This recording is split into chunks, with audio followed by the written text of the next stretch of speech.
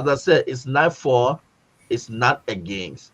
So not for, not against. We're straight to uh, our points. As I said, national issues, discuss our country, things affecting our country right here. Good for our country. We talk about it. Things that if you have step off, we talk about it. We bring it to your attention. We also give you the time to participate here on the closing argument. So my name is Ansu Salif. I'm here alongside for the team back home. For those of you following us on Facebook, this program being streamed live by Myean on Facebook. So on the closing argument official page and other online platform carrying this program to live. There are other field radio stations across Liberia joining us tonight. Yeah, Beginning the closing argument live on your radio. So say good evening, good afternoon, good morning. I have my own senior brother, Jeremy Gomez, is already he's already sitting pretty tight and live on the screen already. So let me say welcome, big brother. Welcome to the midweek edition. Thank you very much, Ansu and the crew back there, 96.1 FM. We are glad to be on the air. Today is what we call the hump day. When you climb in a hill and you get to that hump. From here now, it's downhill. And then we visit Thursday, and then good day. Then we say TGI. Thank God it's Friday. So that's how we work it out here. So it's a great day to be alive. Whenever I wake up in the morning and I look around and see a bright day and everybody around me is alive and talking, I have one thing to say. I say, thank you, Lord. So here we are today. Today is Wednesday, the 28th of May. Yeah. June is right around the corner. How are you doing, sir, and your family? Good. The family back home is good. As I said, we cannot complain. We are moving according to the rescue train. You in your rescue corner? Yeah, exactly. I'm in my rescue corner. Excellent. Doing everything the rescue way. Excellent. Well, ladies and gentlemen, we have a special guest today, as you know, from time in, time out. Closing argument is where, if you want to be intellectual, you want to be academic, you want to be credible, this is where you need to be. If you want a quotation, you want to talk to somebody, if you want to quote a credible person, this is where you want to be. But before we go into that, let me give you some of the weather updates in the Republic of Liberia. And let me start with my homeboy. I think I know somebody from Nimba, from the Sacramento area. I think I know who that person is. But let me start with Ganta, which is the capital city of that place. 75 degrees, but it's 99% humidity. That means it is hot. It is very humid in Ganta today. 75 degrees. Then I go to Nima as a whole. 75 degrees feels like 80 degrees though. 100% humidity. That means it is hot. We have today in Nima thunderstorm, light thunderstorm and rain throughout the day in Nimba as we speak. It's thundering in Nimba. And then we go to Bunkan to 76 degrees, 100% humidity, light rain, wind at 5 miles per hour. And in my hometown, Florida here, where I am, Fort Pierce is 88 degrees, isolated cloud, thunderstorm, low 75, 90% rain. So it's raining here now in Fort Pierce. Let me go to my hometown, the big town, Miami, down south. In Miami, it's 89 degrees and partly cloudy, and the low is 81. New York City, 60 degrees. It's raining for the next 2 hours. And in Monrovia, according to the weather here, it should be 82 degrees in Monrovia, but it feels like 84. And it feels very hot because it is 90 degrees or 90% humidity in Monrovia. And in my hometown, Buchanan, 79 degrees, feels like 86 though. Light rain, 91% humidity, and the rain is, the wind is blowing very slowly, 4 miles per hour. And let me go to Sino. I think somebody on here may be from Sino, 76 degrees, mostly cloudy, 95% humidity, and no wind at all, 2% wind. Magibby, the weather in Magibby is 77 degrees, 95% humidity, no wind. That means it is hot. Cape Mount, 77 degrees, partly cloudy, 75 degrees, 75% humidity, no wind, 1 mile per hour wind, no wind at all. And then the president's hometown, you go to Foya, Lofa County, 74 degrees, very nice and cool in Lofa at this time, partly cloudy, 95 humidity, but the wind is blowing a little bit at 4 degrees. And then our folks in Grand Crew is 79 degree partly cloudy. So this is what I have for you for the weather. So if you are traveling in these areas, govern yourselves accordingly. If you are in this area that is rainy, carry your umbrella, carry your raincoat. So Ansu, this is the weather in your hometown. I gave you Monrovia, I gave you Margibi, I gave you Kehleboe, I gave you Lofa, I gave you the Southeast. How does it feel in Monrovia as you speak? Why, the day started a little bit warm, a little bit hot for the morning hour, then pushing up to late afternoon, the weather changed. There was a little bit change in the weather. We then start to experience rain, late rain. So that was between 5 up to now, because it is currently 12 minutes after 9. So from 5 up to the current time, and we are experiencing rain. It's not just too heavy. It's not heavy. And it's just a wet weather and off and on weather. It is a weather to keep you indoor. Well, this is what our weatherman here in Miami is telling us about Monrovia. So obviously they are right on the money. They are accurate. They tell you exactly when it's going to rain, how long it's going to rain, and the humidity. They will tell you how hot it is and whether the wind is blowing. And as we were saying in Monrovia, 89 degrees, but it feels like 90 degrees hot. And the wind is very, very low. So that means you will feel the heat. And the little rain that's going to rain, when it falls on all the cement that you got all over the place. You see, all the yards in Liberia, most of them get cement. They don't believe in grass. So everybody plaster their yard everywhere. So when it gets hot and when it rains on it a little bit, it emanates heat. That's how you feel the heat in Monrovia. Everywhere you go, people build their homes and they plaster the yard. The whole yard is either brick, is either cement or tile. So it makes the place hotter than what it actually is. But we have our special guest today, ladies and gentlemen. We've been talking all week. That Honorable Wilson Tapper will be in-house. He said he's comfortable discussing any subject. He is ready. He's ready to rock and roll. He said no holds bar. He's ready. He's a teacher. You know, when you go to the big meeting, they say there are 3 people you do not want to give your microphone to: a lawyer, a preacher, and a professor. Because when you give the preacher a microphone and say you get 5 minutes, forget it. He will preach for a whole day. When you're talking to the lawyer, you say don't speak too long. And then the biggest person on our list is the professor. When you get the professor the mic and you say you got 5 minutes, the professor will teach you philosophy, mathematics, logic. He will teach you everything. So today we have one of the best and brightest, Liberia's best and brightest, one of Liberia's best and brightest. That's Honorable Wilson Tapper, professor, a manager, a politician.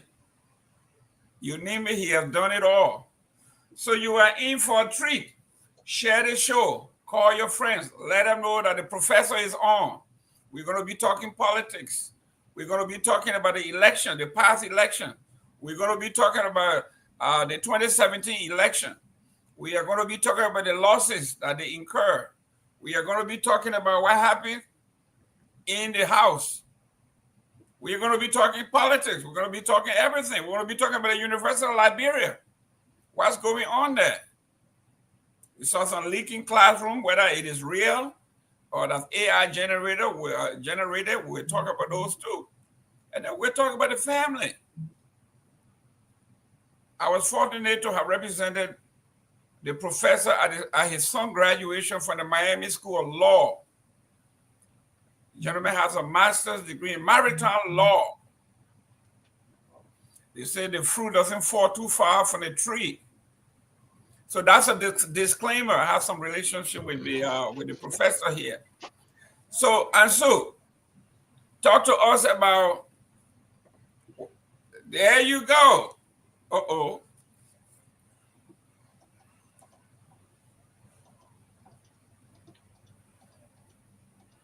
Professor Taffet, can you hear me?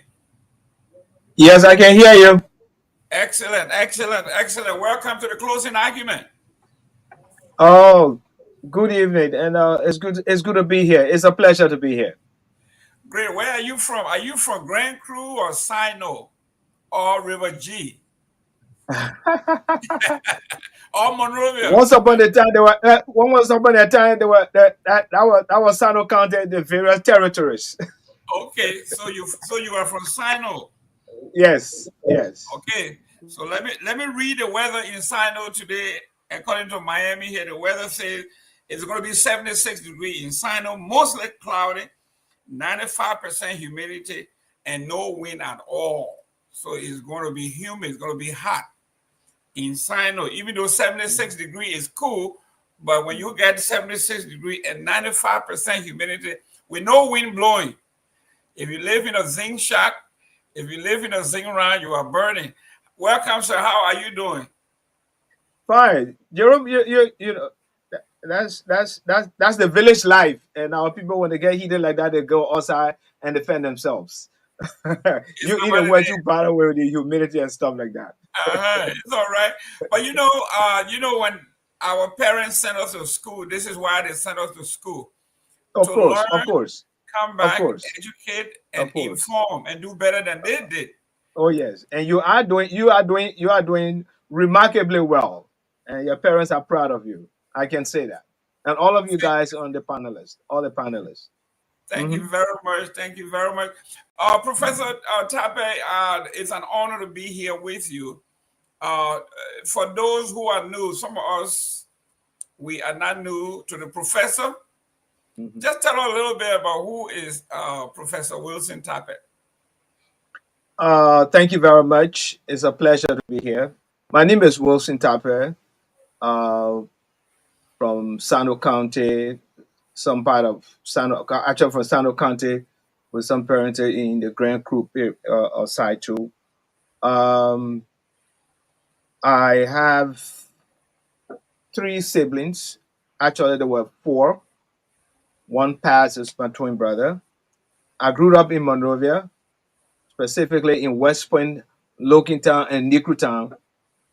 I had the pleasure to go to the best high school in the country then, the William V. Studman High School.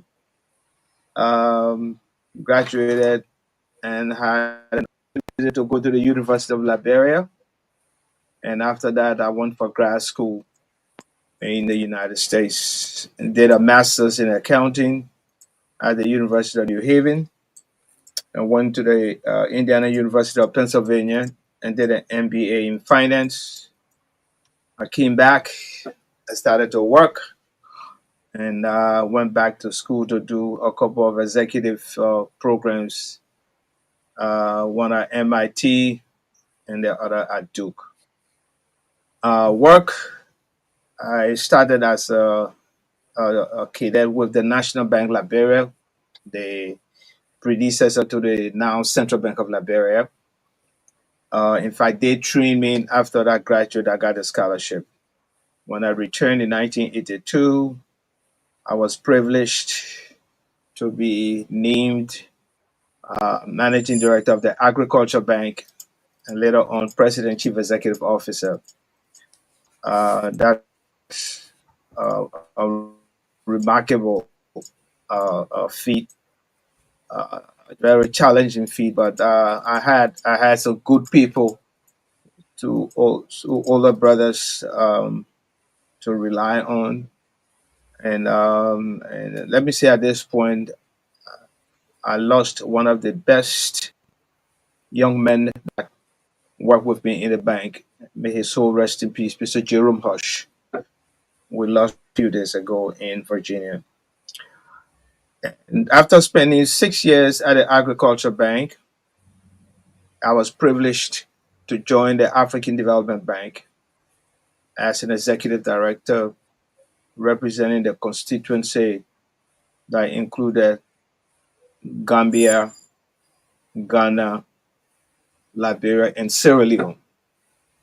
And I had an assignment in Abidjan for 3 years. And after that, I ended that tour. Then I went to Mozambique.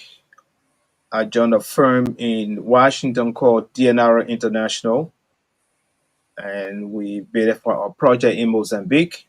At the time, Mozambique was transitioning from the socialist to the capitalism or market-based economy. And so we won the bid to provide the advisory services.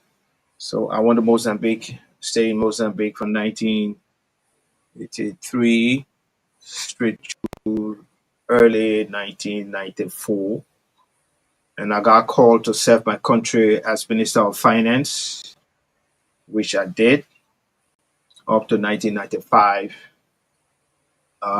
Something happened. A new government came in.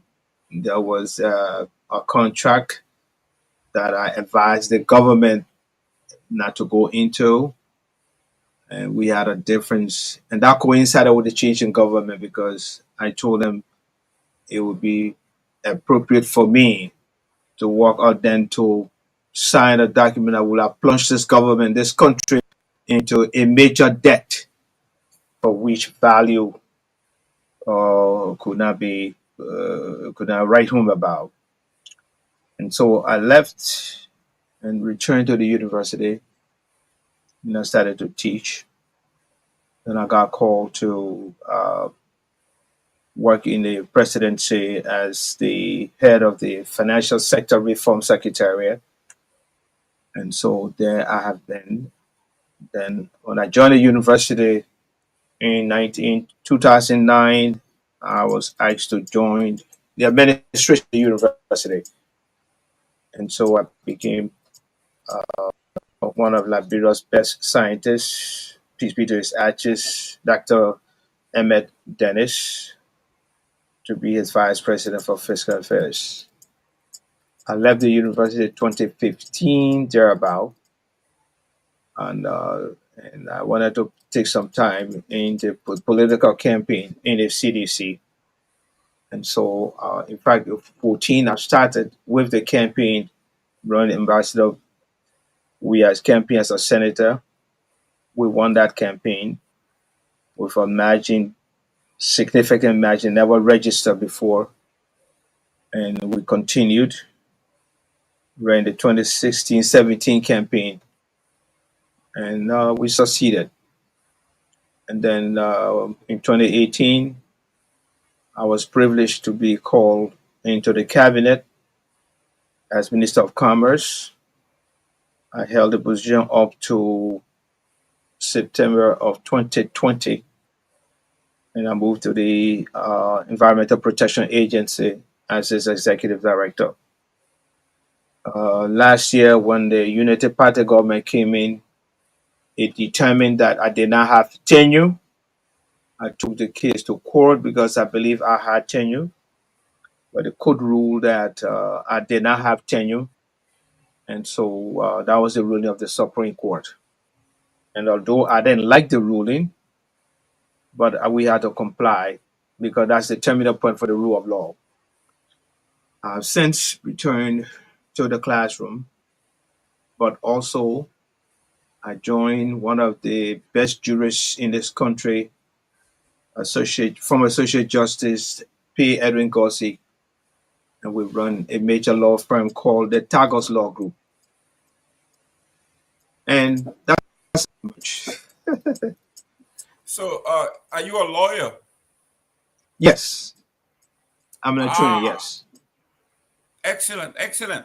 You know, you talk about your background in Sino, and those of us, the Totmo used to say, the Monrovia boys, you are not one of the Monrovia boys.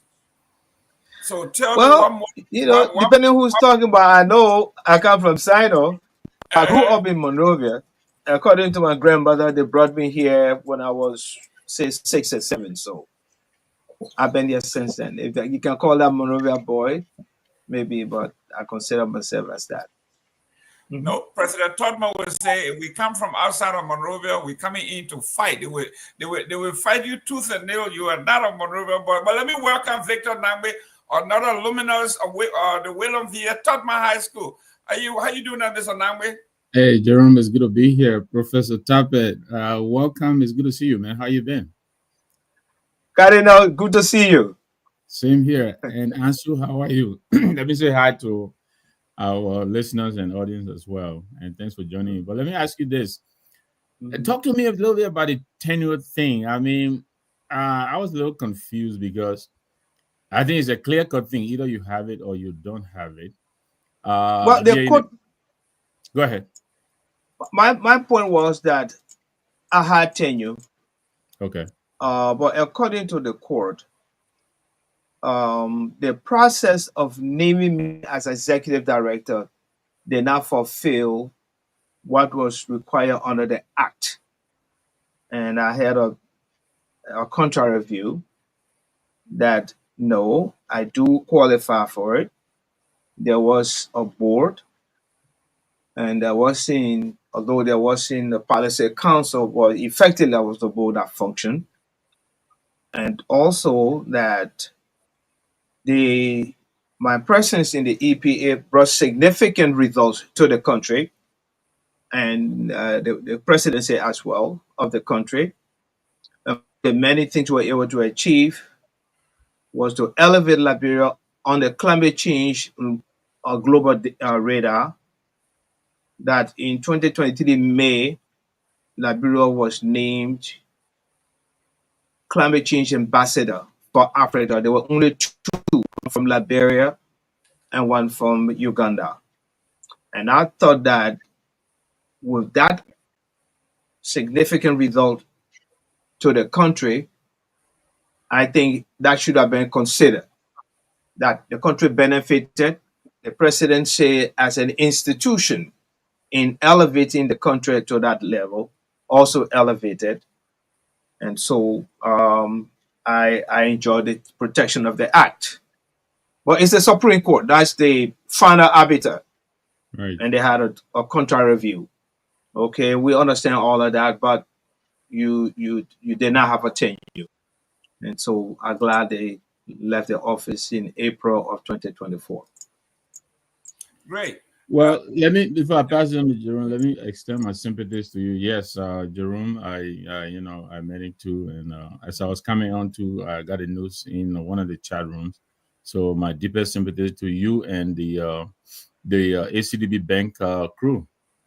Thank you. Honorable Tappet, we all come from the background where something motivates us to do something, to be greater than ourselves or greater than our parents. What are some of your motivating factors to do all of these things? You talk about finance, you talk about the private sector, commerce, the environment, law, advocacy, politics. What was your motivation? Oh, my motivation was to, given where I come from, to be the very best I can, to make my parents proud. And if I started having a family, to make sure my family was given the opportunity and to help anyone I could. This is why we quietly assist as many young people we can to give them a better life. But that was my motivation, that we could do better regardless of where I came from. That okay, who grew up in the ghetto, the largest ghetto in the country, like Nikru Town, who achieved the best he can. Unfortunately, we did that, and there are other people who even achieve far more than that. So that was the motivation that I had. Yeah. Okay. Before I go to Nangbe Heavy has any question, which of those leadership roles, honestly, that you think was more challenging? I mean, you wore so many hats. There has to be one that was just tough, that life didn't prepare you for, but you have to insist and persist and persevere. Well, each of them had specific or unique attributes that made them challenging. But overall, the one that came out in order priority would be the Minister of Finance at the time of the war. This is 1994-95. The the interim government had about only 25% of the country, where you had to deal with the entire country in terms of salaries of people. It became difficult because revenue sources were strained, and it became difficult. But by God's grace, with the level of cooperation, we were able to make some mark. Yeah, we didn't do Uh, all that we wanted to do because the resources were not available. But the little that we have, we made the best out of it. And the first thing we did was to make sure the civil servants were taken care of. For instance, when I came in, the salary area for civil servants was I had as 13 months. 13 months. So in 3 months, we were able to clear all of that. And I think that was a significant stride we did. And thereafter, we made sure that areas did not build up to that level. Yeah. uh, Mr. Nambi. Yeah, you don't mind me calling you Wilson because I mean this professor thing, you know, I always call you Wilson, or do you mind? Hey, my brother, call me Wilson, call me Kopa, call me Kajo, Okay, there you go. anything, anything, Now anything. I'm more at ease now. But listen, let me ask you this, Wilson. You have Yeah. always advised politically, like I mean, meaning politically, you've always advised sort of behind the scenes. I know you advise Gary Matthews, whether directly or through intermediaries. I know my friend Edward Fowler brings a lot of advice from you, you know, wise counsel. Uh, why did you come out so publicly this time to align with the CDC and the former president Weir? Say that again, please. What I'm wondering, you have always advised politically from behind the scenes, but you became very public, and one of the public faces of the CDC and of course, the CDC government.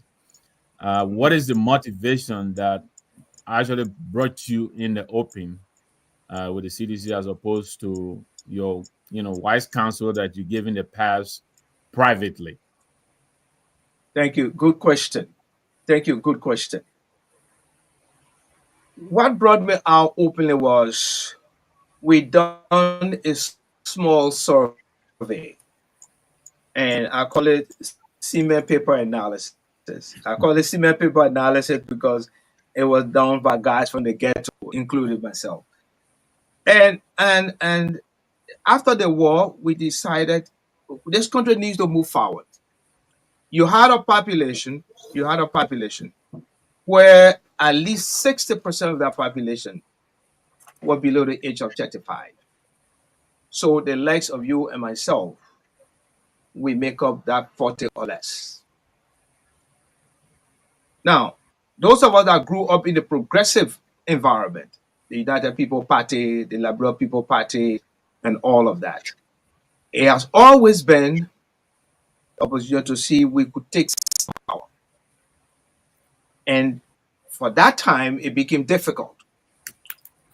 In the the period after the war, in the case of the CDC, we saw the numbers, and our position was we need to go in and provide direction, to provide leadership, so that what comes out can be able to serve this country properly. And that was our motivation, and that was the reason why we came. Yes. Thank you. And that is why I'm asking you. So let me ask you this, and let me welcome Sylvester. He will come in. Do you feel that your advice and your guidance to the CDC were heeded? Are you satisfied, in other words, with the 6 years of the CDC government over our country and the resources? You know, the presidency is like a beehive. If you approach it and it goes well. But when it begins to produce, the bees go all over the place. I got the cooperation, I got the attention of the CDC. They followed the advice. And even after we came into the government, it became a little challenging because now we're running a government. Advices were given, advices were heeded, but we are talking to people from different sources. So, as much as we wanted our advices to go, there were other advices that were coming, and the leadership decided to go there. But on the overall, I think what came out, was good. Was it perfect?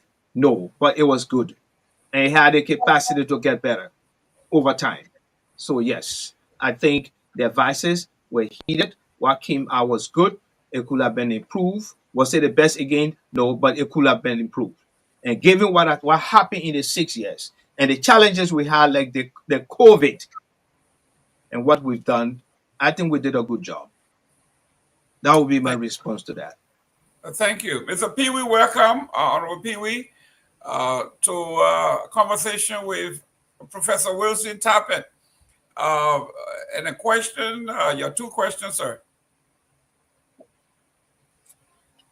Thank you so kindly. You know, it's a difficult thing to sit basically with someone that you refer to, and not only as a father figure, but as a mentor, actually. Professor Tappet, and one of those individuals, when we were still finding our way, negotiating our way to the university, he served as not only a father figure, a mentor, or teacher, but he provided a pathway that some of us can be here to interact with him. And before I can even go into anything, I would love to say to him today, let me say this here, because I don't want to be saying it 40 years from now when we having his funeral. And no, I don't want to say that. I want to say it now because I know he's going to live very long. But Professor, let me say to you today that we appreciate all of your contribution and your service to the country. You've been one of those professionals that didn't want it to impact at the level of the University of Liberia, but you spread across the country, from the Ministry of Finance, from the University of Liberia, and then into the government and all those things. So I want to come today to say to you, I'm one of those that appreciate your role you play in government, and we try to come after you. We're not, and the good thing about you are not competing with the young people, but you try to show the pathway to us as we progress along. So we want to say thank you for coming on this show today. I'm very delighted. I'm proud of you too. Thank you very much. Thank you.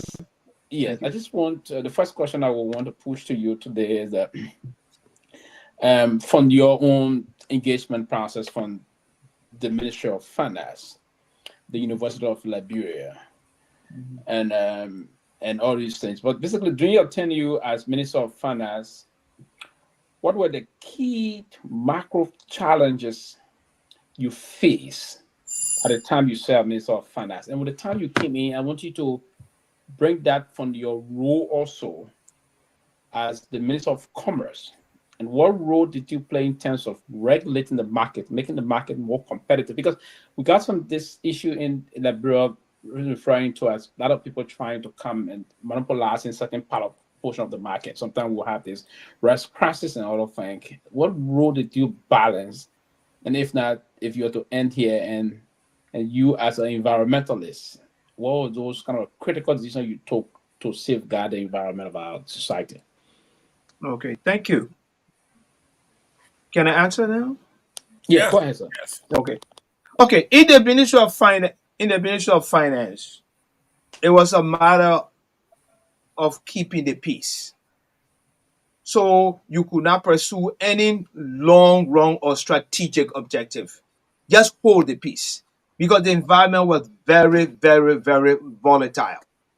Keeping the peace meaning making sure you pay the civil servants, you pay the police, you provided support as approved in the budget, the security of forces, providing some resources to the hospital. You it's a holding pattern, to minimize the adverse impact on the economy. But with respect to long-term planning, the environment at that time did not lend itself to it. Now, in the Ministry of Commerce, it was different. In this country, what we did in the Ministry of Commerce was to follow the path set by my predecessor, Mr. Axel Ade, a young man who did some very good job. We followed that to make sure that the trade, the Liberia position in the World Trade, in the World Trade Organization was solidified. We followed that. We want to make sure we took part in the African free trade situation that he started. And we also made significant mark in the intellectual property area. Peace be to the arches of one of the best, the pioneers of that, the late Lauren Morris, who passed a few months ago, and we're able to do that. Now, coming to the commerce thing, one of the things we followed too was to stabilize. Yes, that means you didn't want to have a situation where the rate will change and all of that. So we follow that. I am confident though that the team that is there now, the lady and the team, I think they have the capacity to bring the situation under control. But what is of more concern to me, and I would like to discuss tonight, is the level of noise in the operating environment. I think no matter how good you have any set of people in any ministry agency, the noise environment is a prohibiting factor. So I would say in the Ministry of Commerce, that's what I did. And I believe that the team there now, Mrs. Dagose and her team, they are capable of pursuing that path to make sure there is stability in the ministry, in our trade policies, there's stability in the market. There's certainly a predictability so that we don't get up in the morning one day and this thing is costing this, that they can control it. But in order for us to do that, the environment has to be stable. The environment has to be quiet. The level of toxicity in the environment does not lend any. It doesn't help any of that. And all of us as Liberians, we need to put hand on deck to tune down the rhetoric, reduce the level of hatred and the toxicity in the environment. Let me stop here. Yeah, okay. My second question, before I ask the second question, Professor, I would love to ask you a short question and then we'll give an opportunity to move on. Are you a member of the CDC, if I were to ask? Yes, I am. Okay. Yes. So recently we hosted Heron Costa. Well, I don't know if someone asked the question, then I can change it. But we hosted Heron Costa, and he referred to the CDC, you in the CDC, as bunch of unsophisticated people. That's how he referred to you. So I was very keen, and I was wondering today, so I would take this time to ask the professor this question. Costa referred to you in the CDC as bunch of unsophisticated individuals. How do you care to respond to that? Are you people in the CDC unsophisticated? And well, first of all, he didn't stop there. He also mentioned that you people in the CDC are not only a bunch of unsophisticated people, but he said you stole millions from the Liberian people. How do you care to respond to that? No, I'm not going to respond to that. Because this is a young man. This is how he sees it. You know me. The rest of you on this panel know me. You know the CDC people. I'm not going to argue that. All I can tell you is incorrect, but I'm not going to argue with him. You know that we call that used for exuberance. I don't respond to that. Thank you. Okay. Thank you, ladies and gentlemen, we'll reintroduce the show. This is a conversation with Professor Wilson Tappet. Please share this show. I'm reading your comments. If you have questions, put in the comment section. We'll ask the professor. Well, Professor, when we're talking, you talked briefly about the agricultural bank. Give us a little history of the agricultural bank, the importance of it, and whatever happened to the agricultural bank. Well, the bank got affected because of the war. At one point, I think in 1992, fighters entered the bank and literally looted it. So it went down like that. So that's what happened to it. But that bank was a major stage in the economic development of this country. Let me just give you a little background to the bank. Sometimes back in 1973, the government of Liberia had decided that the economy was going to have difficulty because it was depending on the extractive industry. And therefore, it needed to diversify the economy on the side of agriculture. So in 1974, they decided we'll go to the bank and get some money. They got between $40 to $50 million. I stand corrected on the exact amount. And we will diversify in agriculture. First thing we do, we invest in a bank dedicated to the lending to the agricultural sector. We set up an agency called the Cooperative Development Agency to provide management training to the cooperatives. We will reinforce LPMC as an institution to buy from the farmer and export the coffee. That was the triangular arrangement. And so in 1976, the Agriculture Bank opened and they started to do that. The LPMC, once managed by a team of Danish firm called East Asiatic, now turned to Liberian leadership. And when I came back from school, its managing director and another gentleman called Mr. Myean, those two people, the managing director at that time is the gentleman who is now president of this country. Those two people transformed LPMC such by 1983. It started producing a brand of coffee called FAQ4. And this country could not produce enough of that.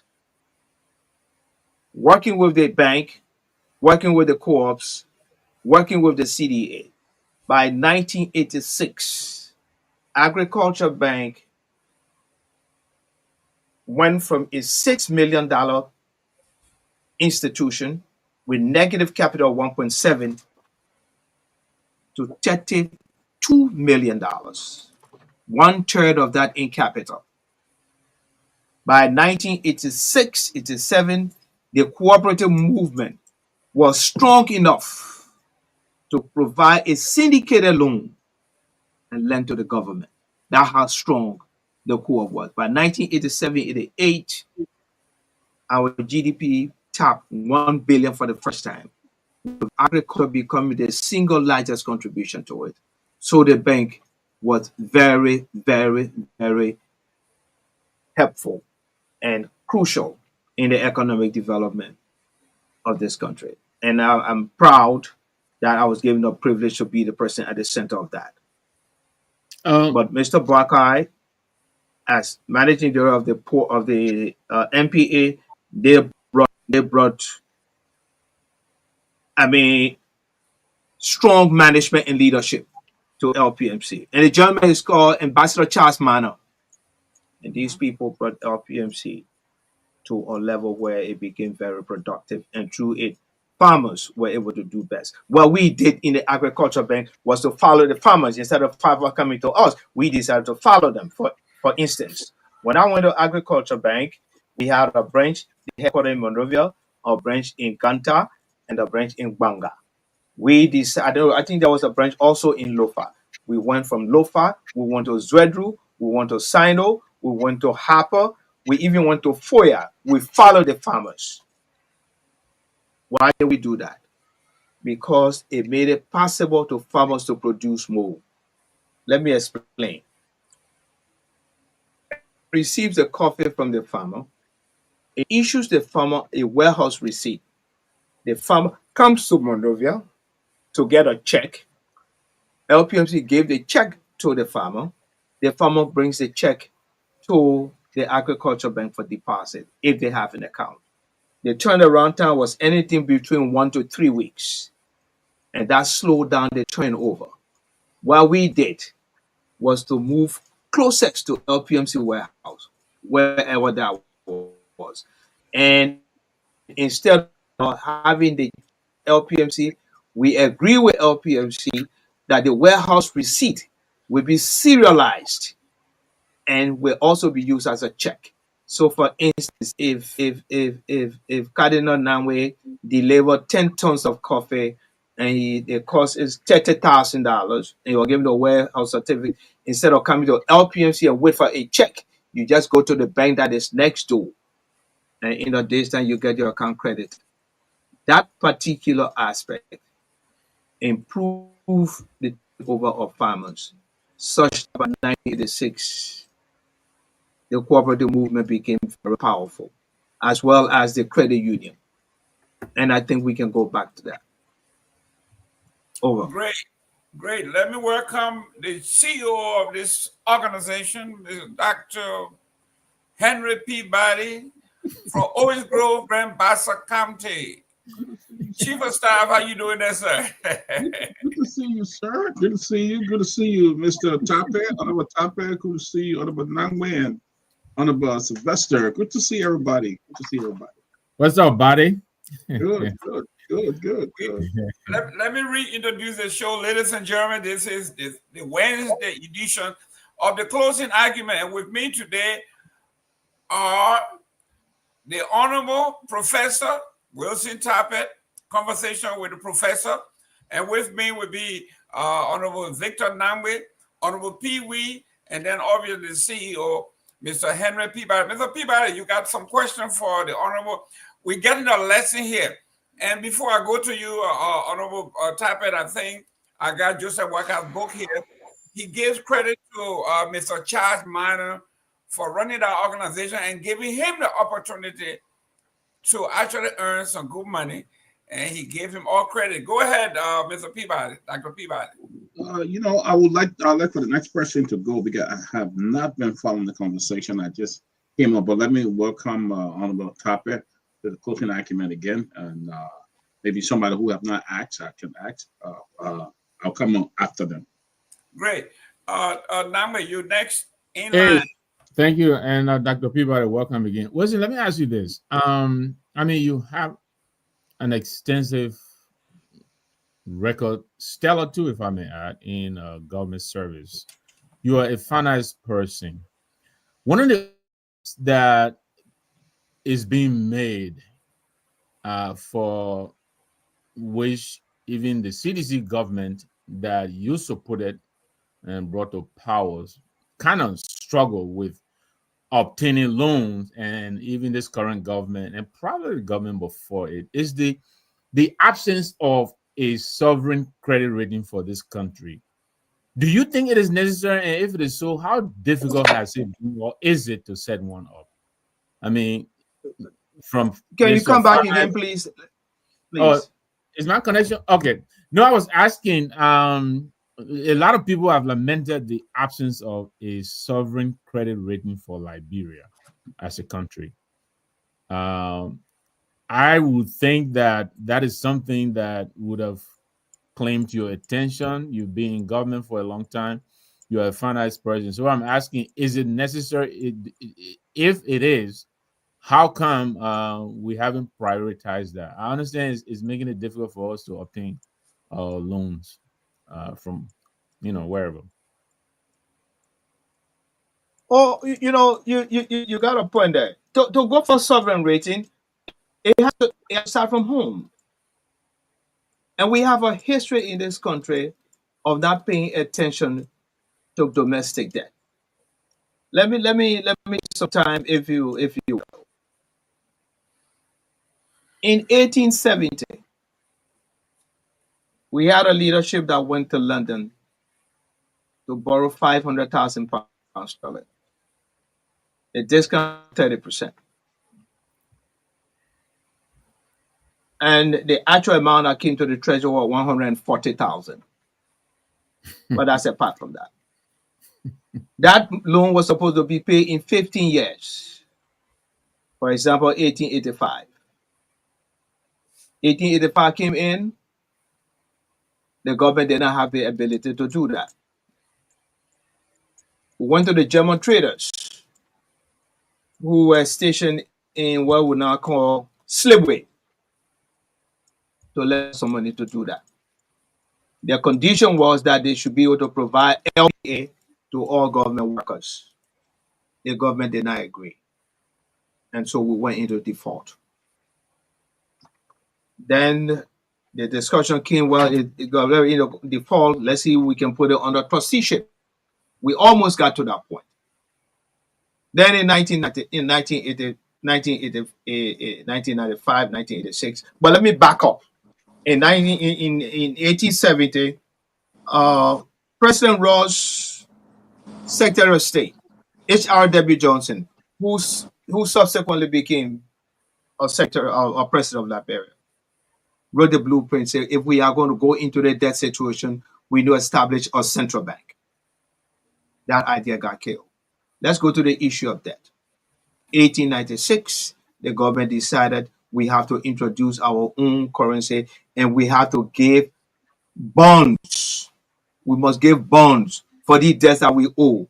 And the bonds were supposed to be paid in 1901.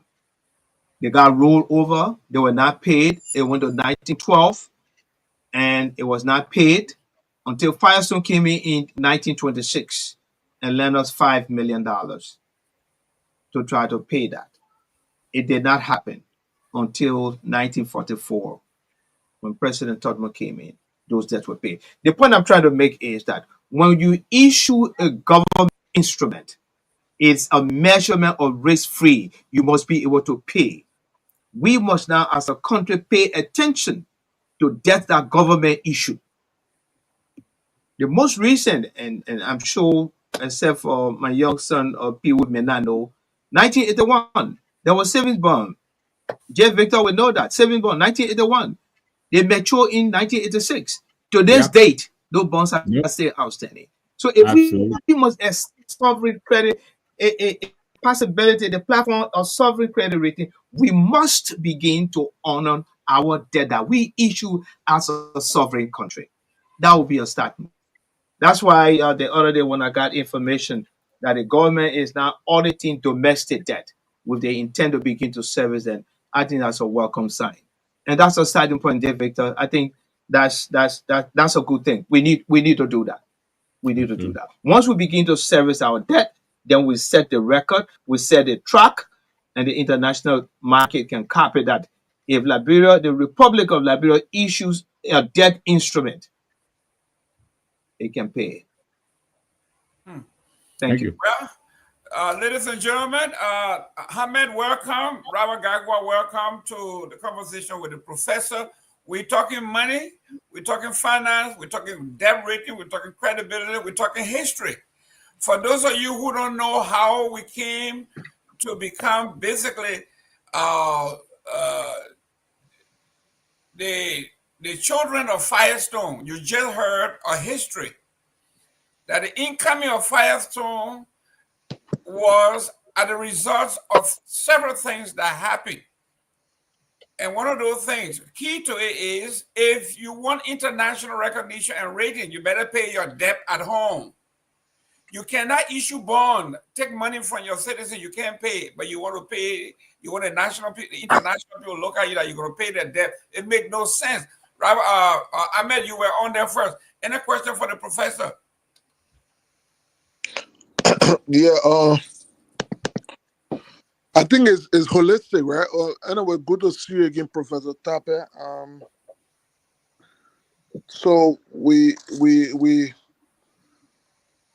have been dealing with this issue of domestic and foreign debt. I just wanted you to explain when in 2000 was it somewhere around 2009 or so, when Ellen Johnson Sirleaf as president had gone to the United Nations in the United States, and there was this program that said Liberia foreign debt or Liberia debt was waived. What did that mean? And then, if that was the case, how then again have we come back to from that period to now to perhaps have accumulated more debt than even what was waived? So, could you explain that a little bit? Well, I do not know much about it, but I think you're making reference to what the international community did. Let me backtrack a little bit. After the war, Liberia was considered a failed state.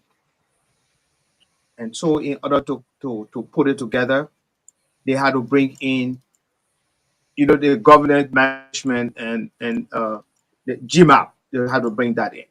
GMAP left. And then when we had the elected government with President Johnson, the international community said, look, we give you a fresh start. So it was this program called HIPIC.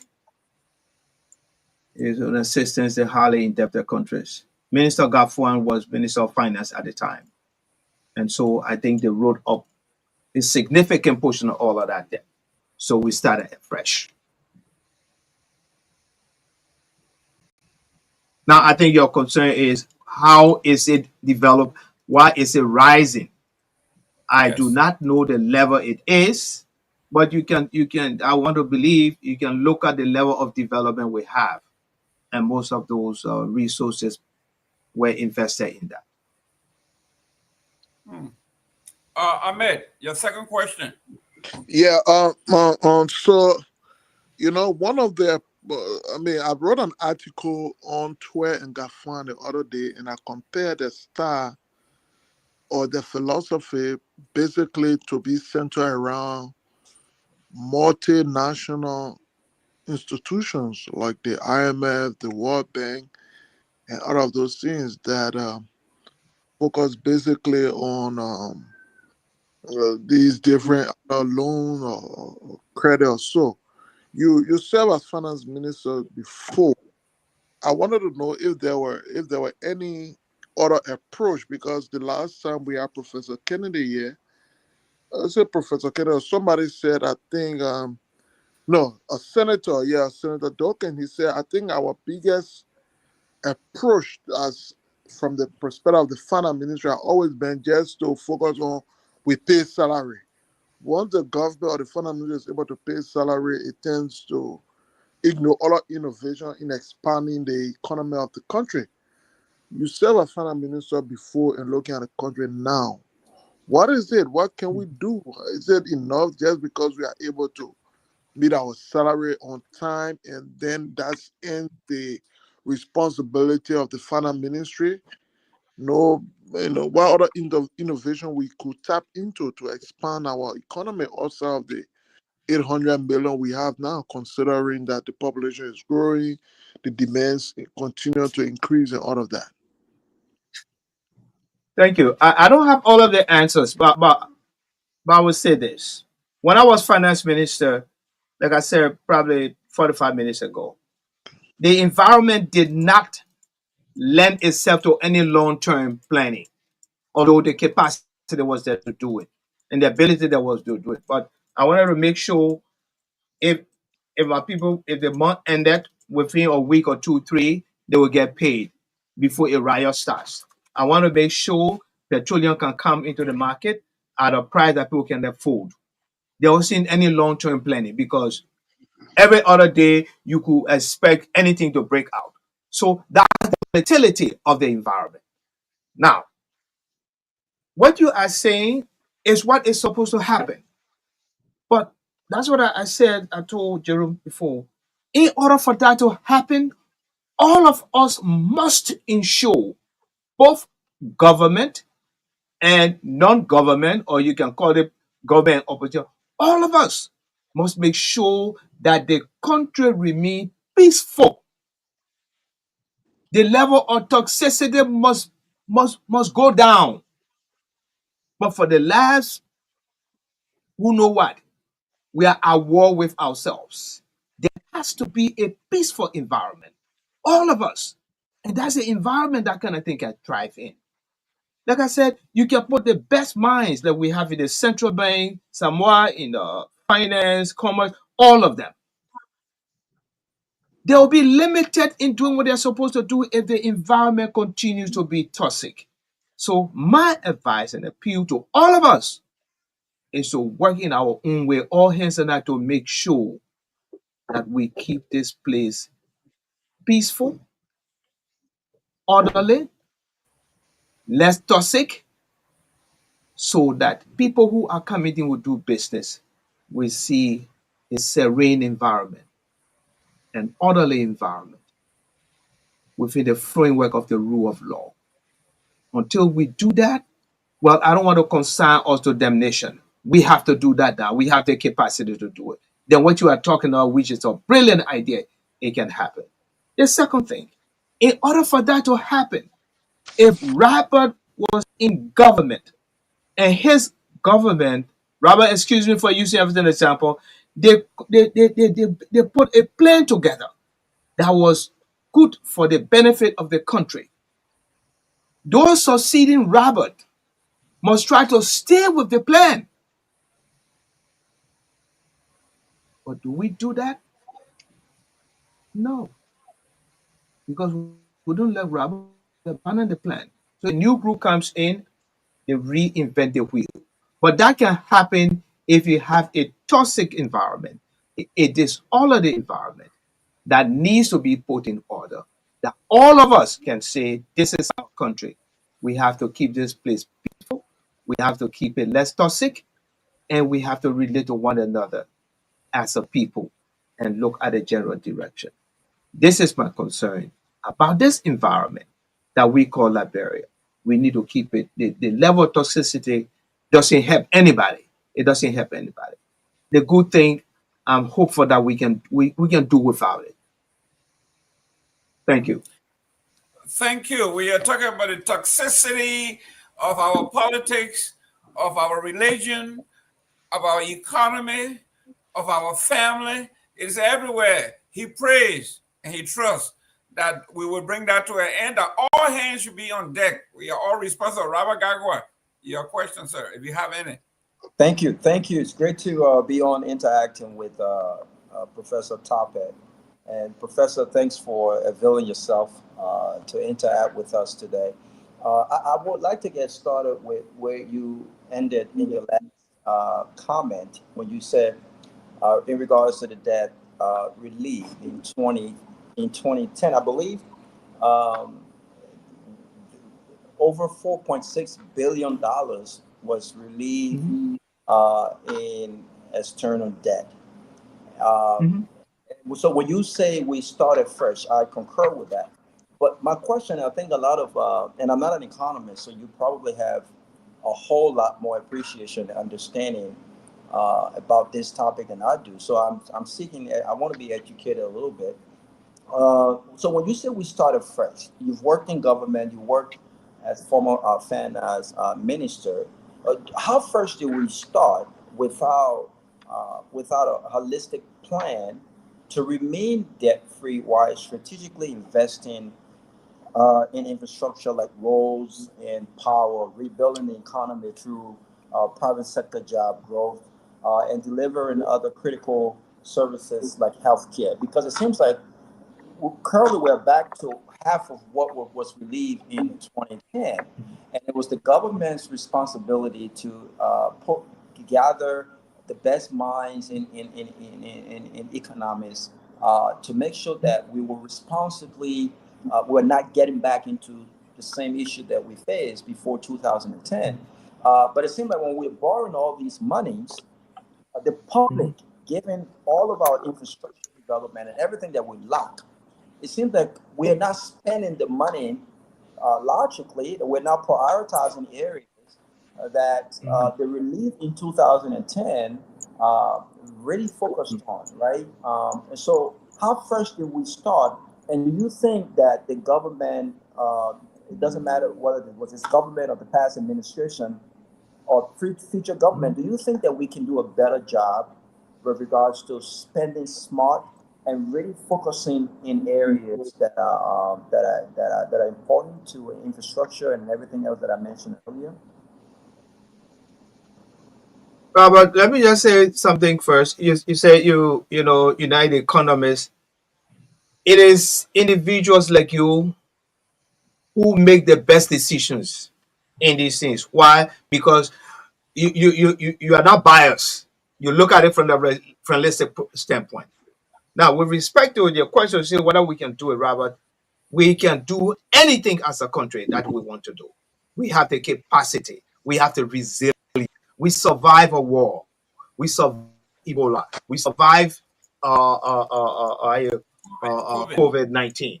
We can do anything. But in order for that to happen, Robert, we have to love one another, respect one another, not politicize everything. If Robert has an idea that will take this country better, support Robert. And let's make sure this is where coming from. We have the capacity. I was a young man and I had the privilege of working at the level of the African Development Bank. I worked for Ghana. Half the people who work for the people of for the government of Ghana are not government employees. If they have something, they will call Robert, they will call Peabody, they will call Fofana, they will call Nangwe. We got this job. We want you to look at it and tell advice brought in to the mainstream government. Ladies, this is where we are. We can do that. I am hearing that there are efforts to reopen the agriculture bank, which I believe is a good thing because without a bank agriculture lending, my brother, no amount of aid, regardless of the amount, will go anywhere.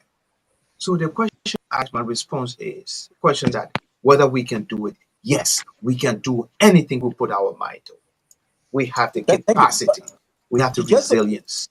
But for that to happen, we have to calm this place down Robert, and go beyond politics. let him land. Thank you, Robert. No, Robert. it was done. Before I ask my second question, just to push back a little bit though, when you talked about yes, we can do it. Do you think that it's a government? We are administration, Ellen administration, this current administration, the expansion of government, right? We heard the last time that the Walker administration were opening another. The expansion of government. Do you think that government is enabling the lack of a functioning private sector by continuing to expand government? Trying to reward folks who got into power instead of focusing on the private sector. So how can we do that when we continue to expand the size of government when you cannot, I don't care how big the government is, you cannot hire 20% of the population that are actually needing jobs? You know, Robert, is one thing to say the private sector. I am a subscriber to that. The private sector should be the engine of growth, but the government must establish the enabling environment. What does it mean? Rules, laws must be consistent. They must be complied with. If Robert comes in as a potential investor to apply for the production or the importation of something, we must be able to give Robert a checklist. And when Robert fulfills all of the requirements on that checklist, Robert should have a reasonable expectation of going to the next stage. In the absence of that, if Robert cannot be assured that that will happen, then we lack predictability. And we have to create predictability for Robert to expect that when I fill this form, I'll be given a slip to go to the bank. And when I pay that, then I can get my license. We have to do that. That's what the enabling environment says. Then in terms of taxation, we have to make it a private sector friendly. We have to. Those are some of the small things that we need to do as a country to create an enabling environment. Investment has to to come in. We have to do as a country is to create that environment for investment to come in. I'll give you one example. In this country now, for a bank to foreclose on your property, and in fact, it has improved now over the last several years, but it was a problem. We need to revisit that. We need to revisit the Rawa comes in the time it takes to process a document. That should be shorter. Another example I will give you. In the Ministry of Finance, what I met my predecessor, Mr. Adif, was working to reduce the time it took to apply for an import permit declaration. The IPD is a document that an importer will submit to the Ministry of Commerce for approval so that the goods can be ordered. The time it took was between 630 to 720 hours. That's a lot of time. Mr. Adid reduced it when I got there to 360. It was my responsibility now to reduce that. When we work things out, we reduce it to under 24 hours. That still was a lot.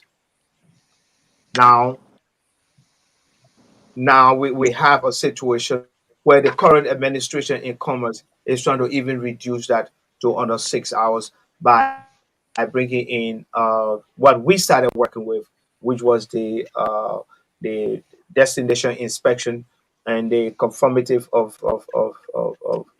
verification of conformity and the establishment of the standard lab. These are things that we need to do. So when you talk about enabling environment, there are a battery of actions that we have to take as a country to make it possible for the private sector to come and do business. Thank you. Here's my second question to you. You are an integral part of the CDC-led administration, and you are a lawyer. You are a lawyer. You're very loyal to President Weah. You said something and defended the administration decision not to go after, and I hate to use the word "go after," but not to audit the past administration. And this is what you said. You said, quote, "We choose development. Most of these audit reports either lose public interest once they get to court or are dismissed altogether. Some even cause more embarrassment than outcomes." You also said, quote, "A single audit could take 13 to 18 months. It was inefficient and quickly became a distraction from the work we were elected to do." Could you have? Do you think it was a mistake? And can a government do both?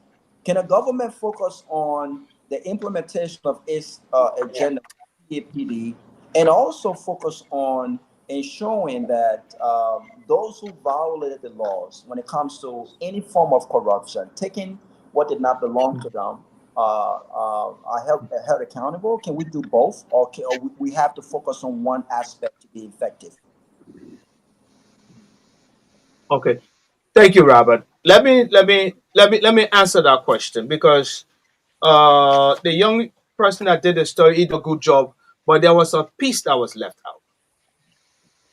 When the CDC government came to power in 2018, there were a number of audits that were done. And these audits, in fact, before we came, there were audits that were done and we picked it up, we're supposed to continue. But most of those audits that we picked up, the few that we picked up, what an audit report finds to be wrong does not necessarily rise to the level of a crime or an actionable measure that will go to court. Let me give you, for instance, an audit report said Mr. John Brown received $100,000 that were appropriated in the budget for chairs and say and $80,000 for fuel. During the first quarter, he received $70,000 for chairs and he did not receive anything for fuel. But he took 25,000 of the appropriation yes, and he bought fuel. In the language of the Public Financial Act, that is misappropriation. But there are receipts that the fuel was purchased. It's just that he didn't have the disbursement or the cash flow to buy the fuel from that line item. Now, do you take that to court? Those were the things we're finding. 2, public perception of corruption does not necessarily mean you have the facts to prosecute. So what the point I was making now, still maintain, is that when we looked and saw what was happening, and that although others were saying these things were happening, some of them did not rise up to the level of an actionable suit for which you could produce evidence. Thirdly, we asked, how long will it take if you do an audit and somebody is accused of doing this? Between the time the audit is done and the prosecution, it will take you anywhere between 6 to 18 months. You have a manifesto. In the absence of a cogent evidence to prevail in the court of law, will you spend time to do that? Of course, you can do that. If your intent is just to grab John Brown and disgrace him, and when you go to court, the matter is thrown out. That's the point I was making. Thank you. Audit is important. Dr. Peabody. Audit is important. And the question you ask, audit is important. The population, somebody said, well, the population, that what will keep you out of office. Okay, fine. But that was the basis. So we would have to say we didn't want to do audit. No. Audit is an important part. Thank you. Honorable Topper, good to see you again. Good to see you. My question here, I want to come back to something you talk about the domestic debt, and during your time when they had the national saving bonds and they took a lot of people money. I remember my dad used to work for Firestone and they were paying money, and many of the people have died and will never get that bond back or the money back or all those things. How do you got the record are still there? You got us, still on the credit of the Liberian government that they couldn't even pay the domestic debt. So what do you think has erased that, or what do you think what is going to change now, especially because there's a pattern here that the Liberian government don't really pay their domestic debt? Oh yeah, domestic debt is important. I agree with you. It has to be paid. There are records. Records are here. That's why, in fact, if you follow through in the CDC time, the GAC did an audit of some of the domestic debts and decided close to, say, at least 300 or 400 million, or that was not valid. But those that were valid are now being reported in the hope that a payment plan will be developed to have them paid. It's important for that to happen, but the records are here. The important thing is there are efforts to do that. I'll come back to the point, gentlemen, I don't see any ladies here. All of these take place within a framework of a general operating environment that is still volatile, intoxicated by fights among ourselves. And while we are fighting among ourselves, this country is gradually moving away from us in the hands of people who are not Liberians. We need to stop that. We need to tone down the rhetoric, try to fix our country. You struck a very important point, especially when it comes to the country moving into the hands of, if you go to Liberia, foreigners, if you go to Liberia, almost the major businesses, you know, when they talk about building, construction, office stationaries, you're talking about almost everything is controlled by Lebanese businesses. Major hotels, everything is controlled by Liberia. What opportunity do Liberians have to even become business people in their own home? Apparently, we don't see it there. I mean, and you have worked in government for a while. You've been to the bank. You've been to the finance ministry, all of that.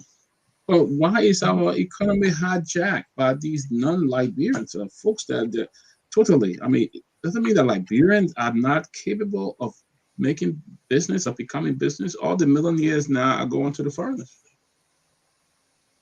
Well, I will say this. I will say that I don't know about other people, but I'm a strong supporter of Liberian businesses, and I have a catalog of solid evidence to prove that. I think when Liberians are given an opportunity, they will justify it. You may have a situation where they may have difficulty in repaying, but Liberians are not unique to that. It happens all over the place. What is important is that the rule of law must prevail in these situations. I give you, for instance, and I'll call names. There's a gentleman, there was an opportunity to import gasoline, and PRC put up the bid. This is 1986. A Liberian had an interest. I had the privilege of being at the Agriculture Bank. We provided what that man needed to import the fuel. And I will call names so you can check. There's a gentleman who's doing well now called Shaka Ture. He now manages Aminata. You can also ask a gentleman called Lucini Kamara. At the same time, he was given a contract to supply fuel to a company called Rubber Corporation of Liberia. He needed a cent from the bank. We provided it against other interests with non-Liberians. These people have become productive, and so Liberians can do it. They can do it. Even in management of major institutions. I'll give you another example. The Western project, when I was at EPA, is a $25 million project. And it's been handled by one of our trusted partners, UNDP. But the management of that group, the discussion came, we can bring people from outside. My position was, yes, it's good to bring people from outside, but we must bring people from outside. We must have 1,001 reasons why we can find Liberians. And guess what? The Western project has been fully managed and run by a group of highly skilled Liberian engineers, project managers, oceanographers, and you name it. And it's doing well. So if we give Liberians opportunity, they can work. But again, my brother Peabody, it comes to the point where we can sit down and look at Robert, look at Victor, look at Jerome, just as he is, and as a that is a fellow compatriot, and say we can trust you to do this, instead of politicizing and finding 1,000 reasons to deny Peabody an opportunity to do something. Can one person do it? No. Do we have the environment? Can we create it? Yes. That environment is all of us. We need to come together to do it. And we can, and you will never believe, you will never imagine the power of doing that. We can do that. Wow. In the absence of that, trust me, all of us go to other places. And it's sad. But we can reverse that. It's not only the government responsibility, it's all of us. They will take the lead, but all of us will have to do it.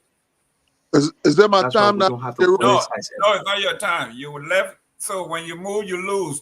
Welcome, Chairman, Mr. George the First, King George I. That's him. Welcome to the show. Your guest is here. Any questions? Oh, thank you. Let me welcome again my own Methodist big brother and father too. I think he's a lay speaker in our church, Tomalin Memorial United Methodist Church. The guests I have from the same church. My man, we collecting nothing here for your church today. No collection here. Yeah. Well, man, let him talk, man. The man of Mary, let him talk. Yeah, no collection, no offering business yet. It's a privilege to be on the platform, Professor Tape. I want to thank you for your service and so forth. But for the topic, I would like to quickly, you in the financial area. So this quickly, I'll bring this question up. The General Auditing Commission just finally released a report that came out, I think, today. It's interesting, and for me, I want to hear your position, okay? Because I've been saying that the CDC and the UP they should give space to a new arrangement. For instance, the GSC report says that they confirmed that the CDC administration did not follow or lay down any law or policy in recruiting over several supplementary workers over the 6 years they were in office. Now, this current administration made a lot of noise about the CDC, but then the report found that the Garguah administration have hired 74 supplementary workers in 2 months and 1 week without following the CSA standing order or hiring policy, with no evidence of competitive recruitment. The report further says that they are now paying these 74 employees $36,000 monthly. That's not budgeted for. Okay, but they're calling them consultancy. The same thing they accuse CDC of, consultancy. The GDC auditor said they did not see the 74 new hires at all. So, but they accepted the fact that they accepted the report from the GSC. So right now, the GSC sent to the legislature and it's yet for them to act on it. Even the civil service agency that did all of these things, they are yet to respond. So this is one of the reasons why people are saying that the two parties, they are not doing the Liberian people any good. This CSA report is clearly an example that the two parties have been doing the same thing, and just like that. So my question is, do you agree with people that say that the UP and the CDC should give way now to a new arrangement to take over the country because they're no different? The same thing the other party did, the same party, they're doing the same thing too. What's the response to that? Okay, thank you very much. Let me give you. I'll go by way of a parable, and brother Namwe will follow through. In the borough, there's a place called Babiata. It's a joint, and two friends. One we say Kofa, and the other Nimina Wule. Two of them, every time they came from the port, free port, they would stop at Babiata and have a drink. We say had a way of taking a shot of gin. And when he took it, he got drunk. So his friend told him, say, Mayo, this year try to mix it with some soft drink. So the next day, he took the identical quantity of cane juice, mixed it with Coca-Cola, drank it, and he got drunk. He said, The next day, he tried Fanta. He got drunk. The next day, he tried Sprite. He got drunk. He said, okay, I'll try ginger ale. He tried ginger ale, the same quantity. He drank it, he got drunk. So he went to your friend and said, Mayo, soft drink can make people drunk. Victor, now you understand what I'm saying? Soft drink can make people drunk. He failed to realize that he was using the same quantity of cane juice. So my point is, it doesn't matter whether it's CDC, United Party, the other party. What we need is a standard rule and compliance to the rule of law. If it is wrong, it must be wrong regardless who does it. That's the point I'm trying to make. So you guys say, oh, CDC did it. What may it if you bring one party, they will not do the same thing? As long as you do not have compliance with the rule of law. There are rules, there are laws that if you do this, this is what you are supposed to do. Until we do that, it doesn't matter who you bring in. On the report, I have not read it, so I cannot comment.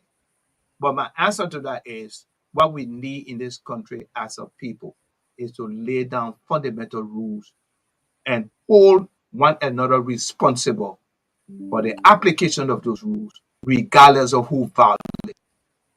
Thank you. So, Professor, I mean, quickly, let me make a follow-up to that. So, these two institutions, political parties, have not been following the rule. They have not been respecting laid down rule and procedure. They have not been respecting system in the country.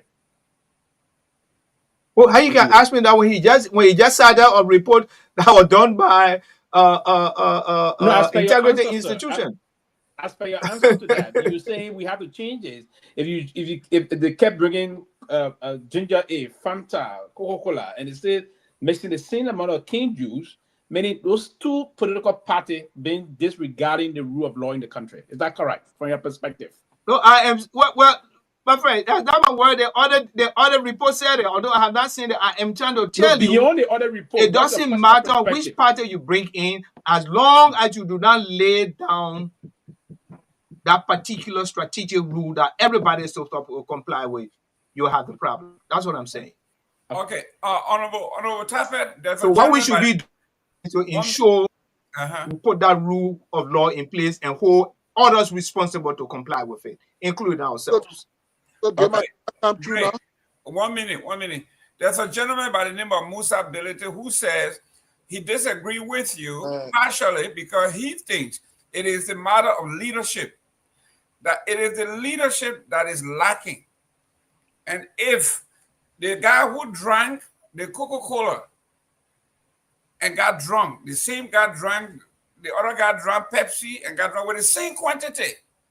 So that means something has to be deducted, either lower the quantity of cane juice or increase the volume of the Pepsi Cola or Pepsi.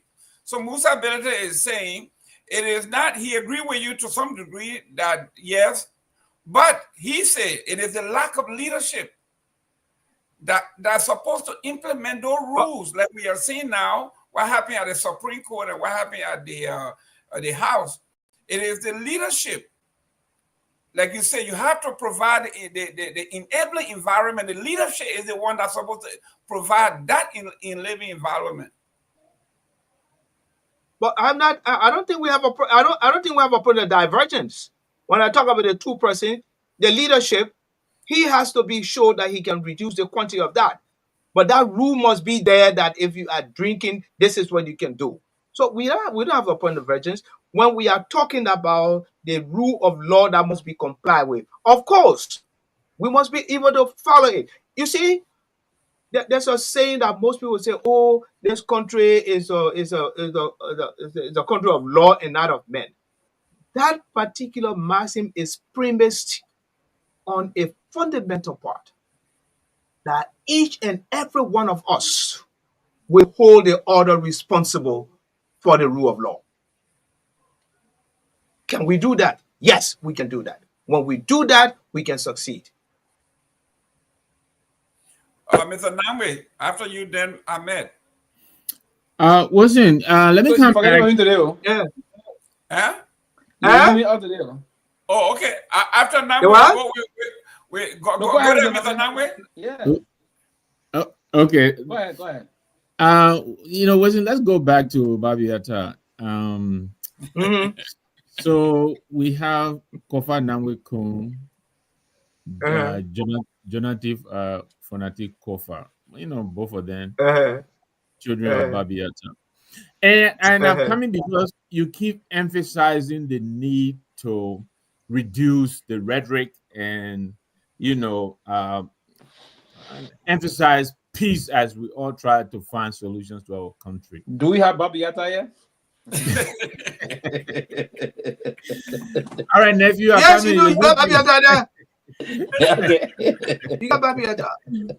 So, but I'm thinking this may Jerome, remember Babiata coming to you. I know, I got it. This may have Go ahead, also sorry, go been. ahead. Yeah, it's okay. This may have also been the. And I go there every Saturday. I go there every Saturday. Man, when I come again, I'll go look for you there. Yeah, you can come. We'll go there. Yeah, I will look for you there. We'll go there lunchtime. Okay. Okay. But the last time I saw you, you're on 18th Street. You're not about at all. You're at a restaurant. No, that mean you saw. That mean. You want to see me? You want to see me? You go throwing or you go Babiata. I will say that right there. All right. Okay. When you go there between 12 and 2, we eat and coconut. There you go. Okay. All right. So let me pass it. But I'm thinking this may have also been the motivation behind the former president.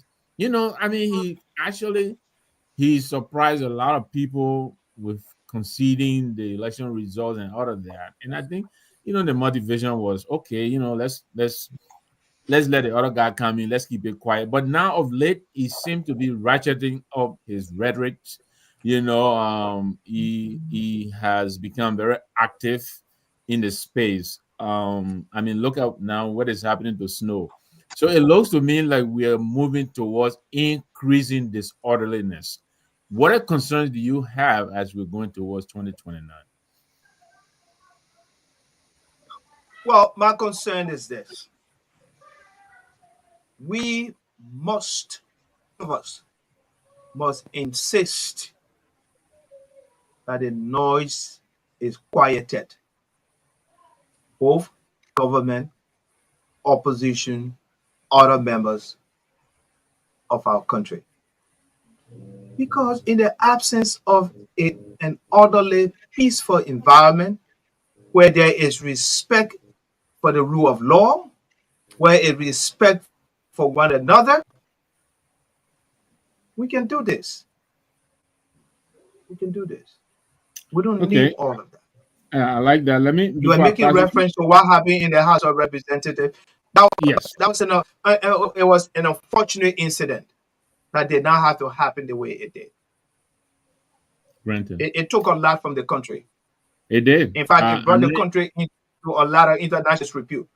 I cried the day I saw other brothers from in the sub-region coming to Liberia to talk to us about ECOWAS.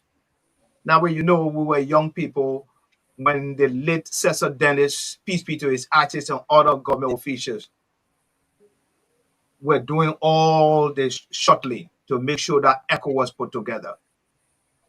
And we had to call people here to interpret protocols that we wrote. Yeah. A black mark. But that's quickly, and I think we can avoid that as a country. Absolutely. Let me ask you this, Wilson, and then I'll pass it. What do you make of? I mean, we all argue for privatization, you know, smaller government, nimble and efficient government. And so a lot of us were happy when these alphabets started coming into the government space. You're talking about MenTech, you're talking about CTN, you're talking about APM terminal. But now it looks like they have become the headache. And we thought they were, you know, outsourcing entities.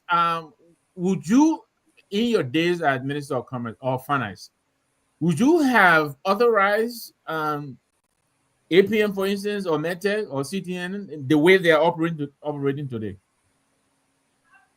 Well, at the time those things were put in place, in the case of the APM, I do not know the prevailing circumstances.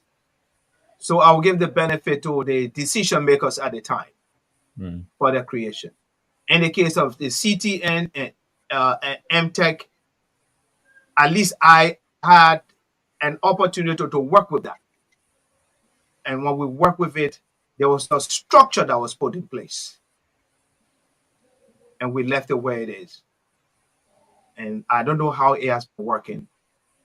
Okay. So I will not comment too much about that. Okay. All right. I take it. It sounds like you're saying there's been deviation from what was put in place. But I'll pass it back. I'll pass it. Pewee. Yeah, thank you. Today I want to ask Much of a question. Just shut that. Professor, there have been this And debate. yes, Pewee, there's Babiata because you are. Let me. Yeah, there's yeah. I really want to find Babiata. I want to establish one. Yeah, probably get your room. Yeah, man. July will find one somewhere. Yeah. But Professor, this concern coming out, it been around recent for the past week or so, if not two, but for the past week, about the first family of the Republic of Liberia, the Samuel Kayando family. And the reason why I'm asking this question, I think it was the time, I don't know if the time you were then serving as the Minister of Finance, there's this saying that part of the complaint of the late First Lady, Nessie Doe, that during your reign as Minister of Finance and the Dr. Amos Sawyer administration took some money from his account. That's just saying we want to account together from the Kisman Island, and that the Liberian government wrote a letter I turned to the Kisman Island requesting that there was some money of around $80 million in his account, and the island did give the money to the interim government at the time, and this is the money that she sued the Liberian government for and won the case at the ECOWAS court. And I thought, because I've been receiving a lot of messages to this direction, I thought to ask you this question directly because it was the administration of Dr. Sawyer, and I don't know if at the time you were the Minister of Finance or so, but did the Sawyer administration ever collect any money whatsoever that is attributed to the late foreign president of Liberia, that he went clean and went to court and won from the ECOWAS court? Did the government of I am not aware. When I was Minister of Finance, it was after Dr. Sawyer's administration. Peace be to his ashes. So I'm not aware. But my young brother, here is the issue.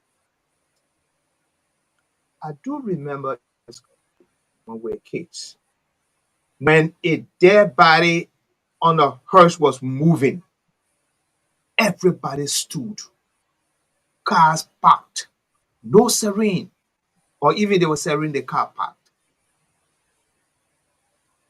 What kind of a country are we when somebody is dead and we disrespect that and bring all of these arguments? It was totally unnecessary.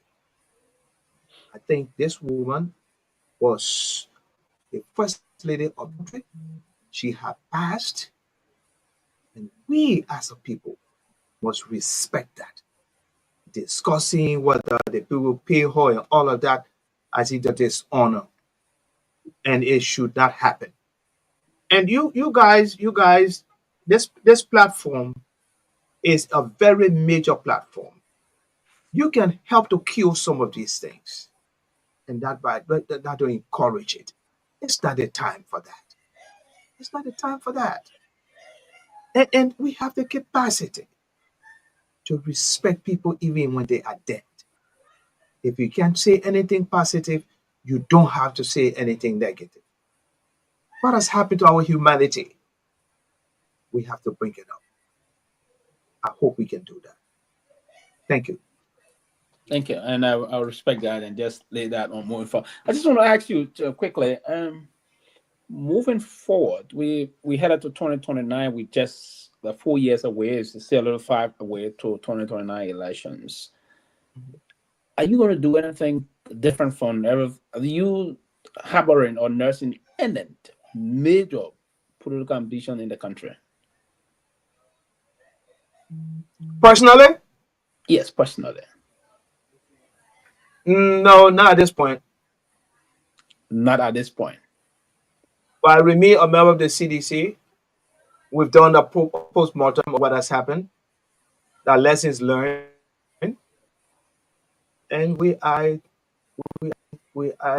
the lesson why they happen, and we're trying to make sure they do not recur. Personally, I'm not aware. Do you think the CDC is basically really engaged with the folks now that they're out of power? Are they engaged in seeking the interests of the people?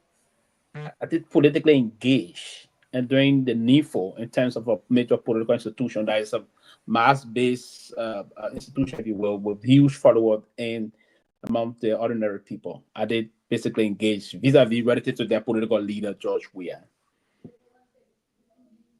We remain engaged, but here is the point.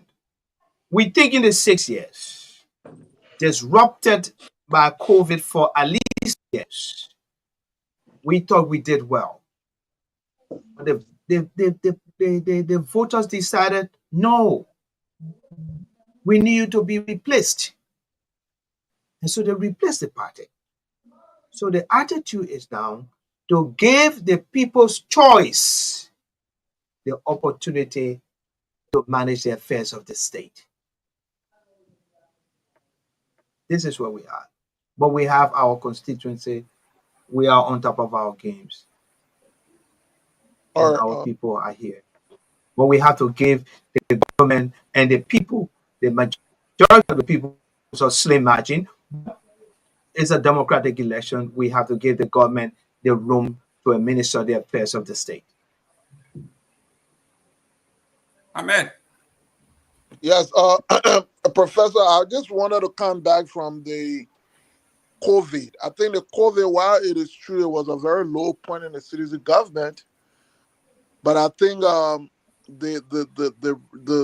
rating, the response as to how the government was able to manage COVID became highly applauded worldwide.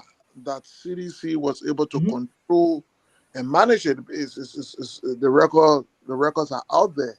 That is handling COVID was effective, but there is a dark spot in that light. There is something that I thought, considering the platform, will provide you an opportunity to clarify, which has to do with the either 25 million that was put aside for providing relief to people on the COVID Act. I think that area will become one of the areas that was not effectively communicated to the people. So I thought that you on the show today, could you explain how did the government manage the 25 million of COVID relief fund to its citizens? I mean, in the face of course, government being applauded for effectively handling COVID compared to many other countries when it comes to the death rate and the spreading continue of the virus. But I think one of the areas citizens had raised concern about was that issue of the 25 million mobile exercise. Could you give us some in like how you manage, how did it happen?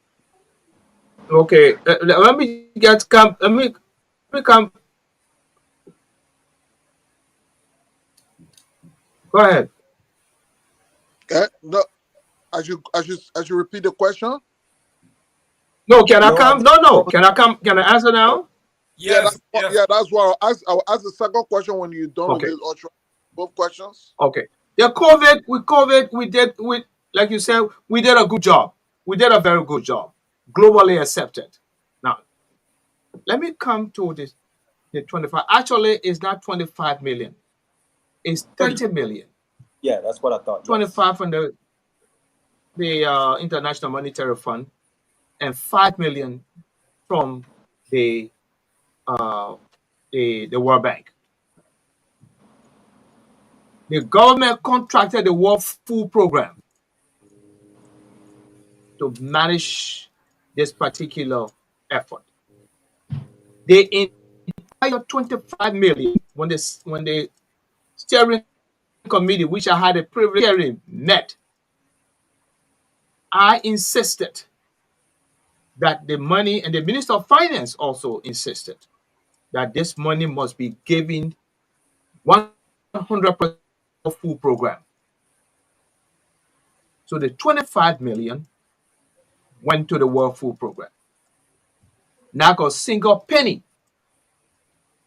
or nobody on the steering committee had access to this money. Check the World Food Program, check the website. That's a report that came in 2021. They will tell you that. The 5 million was given by way of the Ministry of Agriculture under the same arrangement, similar arrangement, but I can speak of the 25, which I chair. It went directly to the World Food Program. Unfortunately, and you made a point, we did not explain to the public how this amount was. People were under the impression $25 million went to the account. Wasting time the other people ate the money, but that was not the case. All of that money, every piece of it, went to the World Food Program. And when the program ended, the World Food Program returned 1.9 million to the government. Nobody on the steering committee had access to that money because we're not even signatory to the World Food Program. So I agree with you. We did not properly communicate. Oh, And okay. you said we could have done more in terms of communication, but we have internal inertia. But that's a separate matter now. So that's what happened to it. But I can tell you, the program succeeded in providing full support to the needed at the time. We targeted 2,000 or 2.2 million households, and the program served more than 2 million. So it succeeded. All right. So here's my second Thank question. you. There's my 2nd Mhm. question. Today in Monroe, I mean, around the country, there is this celebration we all tend to welcome about the proposed or intention to acquire 285 yellow machines. I think almost all Liberians, regardless of party, one way or other, tend to think that it's a good thing the country needs that. And so but then the price, I wrote an article on this. It should appear tomorrow. So the price of the price of those equipment were first announced at 83 million. I think a week or so, a couple of days after, when there was a public outcry, particularly about not just about the price, but also about the process that tend to give no direction to transparency, particularly so when it came to the Procurement Act, Section 14. We thought that it was not saying so. Liberians were as much as they wanted the machine, they were concerned. And then the president tasked the vice president with the exclusive role of ensuring that the machine came perhaps with other arrangement. The same machine, the same supplier, the same quantity, the vice president announced to us around 21 or 22 million. A 61 million reduction in there. The question we asked, and you being a financial man, was there an attempt to defraud the government of Liberia with 61 million?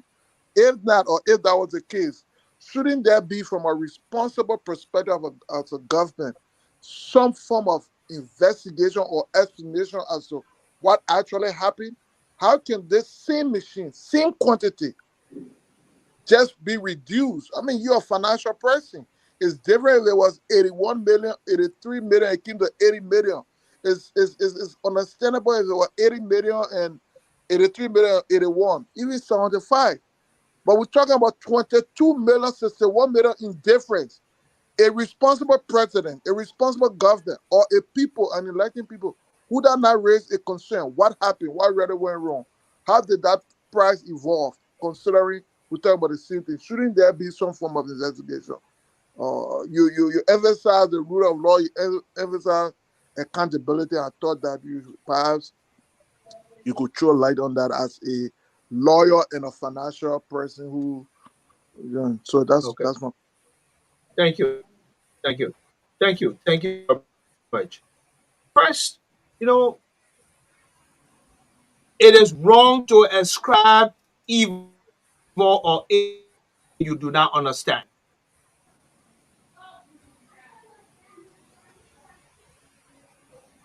The yellow machines, earth moving equipment for road building, is good for the country. And every patriotic Liberian should welcome that. However, what we must insist is that the procurement process is faithfully complied with, and that the amount that is supposed to cost must be put in the budget, consistent with law. That's all you can say.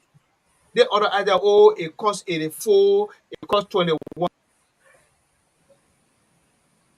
Did you see a document to say it costs 84 and that changed to 21?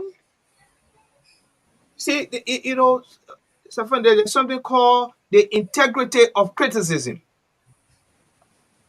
And that is, if you are criticizing something, make sure you have facts. If the facts are not there, do not impute the facts. Of course, you want to play politics with it. In this case, I think every well-meaning Liberian should welcome the yellow machines because the road infrastructure was. Let me provide this information so that I needed to clarify that my point was not political. The government of Liberia, through an official press, announced that the vice president had renegotiated the cost of the machine that was once announced at 83 million. So while it is true, I'm not reading from a document, but I'm quoting an official pronouncement from the government of Liberia. So it makes the price official that it was 183. Jeremiah Payanko as vice president renegotiated and it's now 21. So in other words, those two prices are official presentation of the government of Liberia. So we are saying it's 61 million in reduction of the same machine. No change, the quantities, the quality, the location, the supplier, they all remain the same. I'm saying, how isn't that a concern from a financial point of view, as much as we welcome it? I agree with you. That was a source document that the information came from. And I also agree with you that whatever it is, 25, from 84 to 63 to 22, I think I even go down to whatever important is it must follow religiously, faithfully to the procurement laws of this country. And if you notice that those things were put in place with the assistance of our international partners at our breaking point in 2006, 2007. So I agree with you. We should there and follow that. If at the end they determine what it is cost, fine. I agree with you. Why would somebody come from 84 to 63 to 22? It shows negotiation is possible. But whatever it is, please let it comply with the procurement laws of this republic. Thank you. Robert. Thank you. This was not part of my question, but since Ahmed brought it up, I wanted to push back a little bit, Professor. I think the question, yes, and it was but there was this question about $9 million in administrative and operational cost.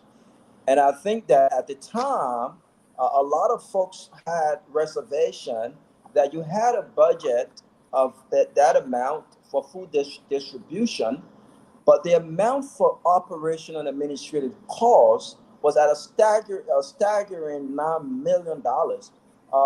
I think you appear in front of the Senate and you attempted to give clarification to this issue, and I think at the time you talked about in-country transportation and trucks needed to distribute food to the southeast.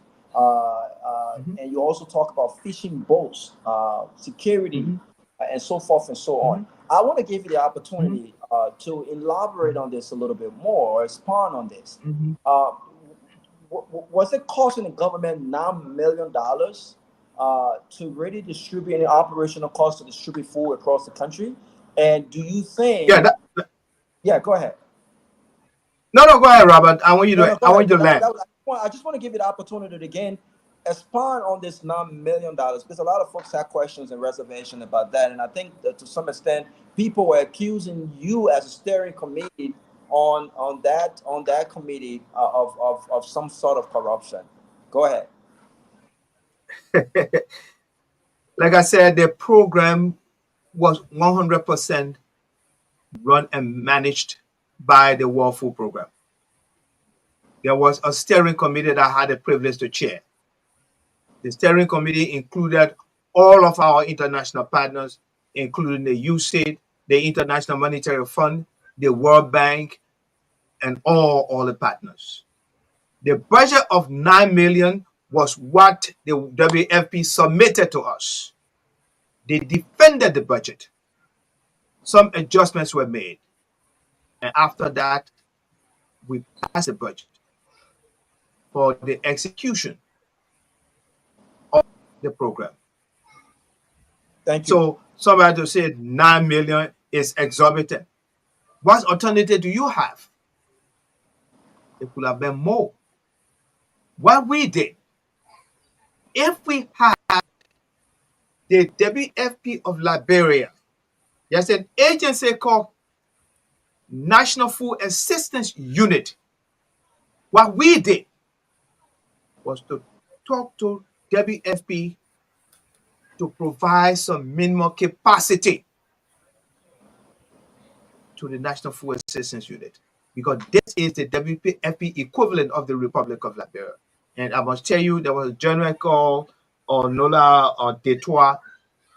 He did an excellent job, and he raised NFA to a level where another gentleman called Boka Salif has taken it to a different level.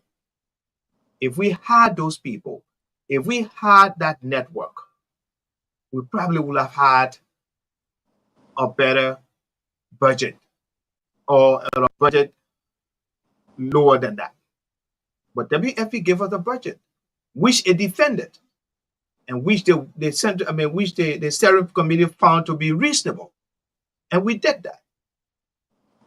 In fact, we took a worst case scenario. If we other way around to other people, we're talking about close to $12.13 million. So WFP, when it comes to the food distribution, that is the gold standard, WFP. So yes, we passed the budget and we defended it. And WFP, in spite of the fact that they submitted the budget, they returned almost $2 million, to be exact, $1.9 million to the government.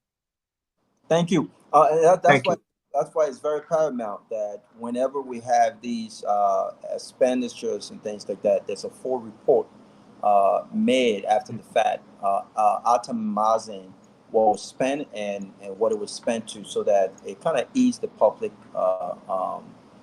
mind when it comes to any potential corruption. But here's my question to you. Aaron Costa was on this platform a few days ago, and he had a lot to say about the CDC, in particular to the former president, George Weah. And my question to you, and again, you are a senior figure within the party structure, and I'm sure that the president seek your knowledge and wisdom on many issues.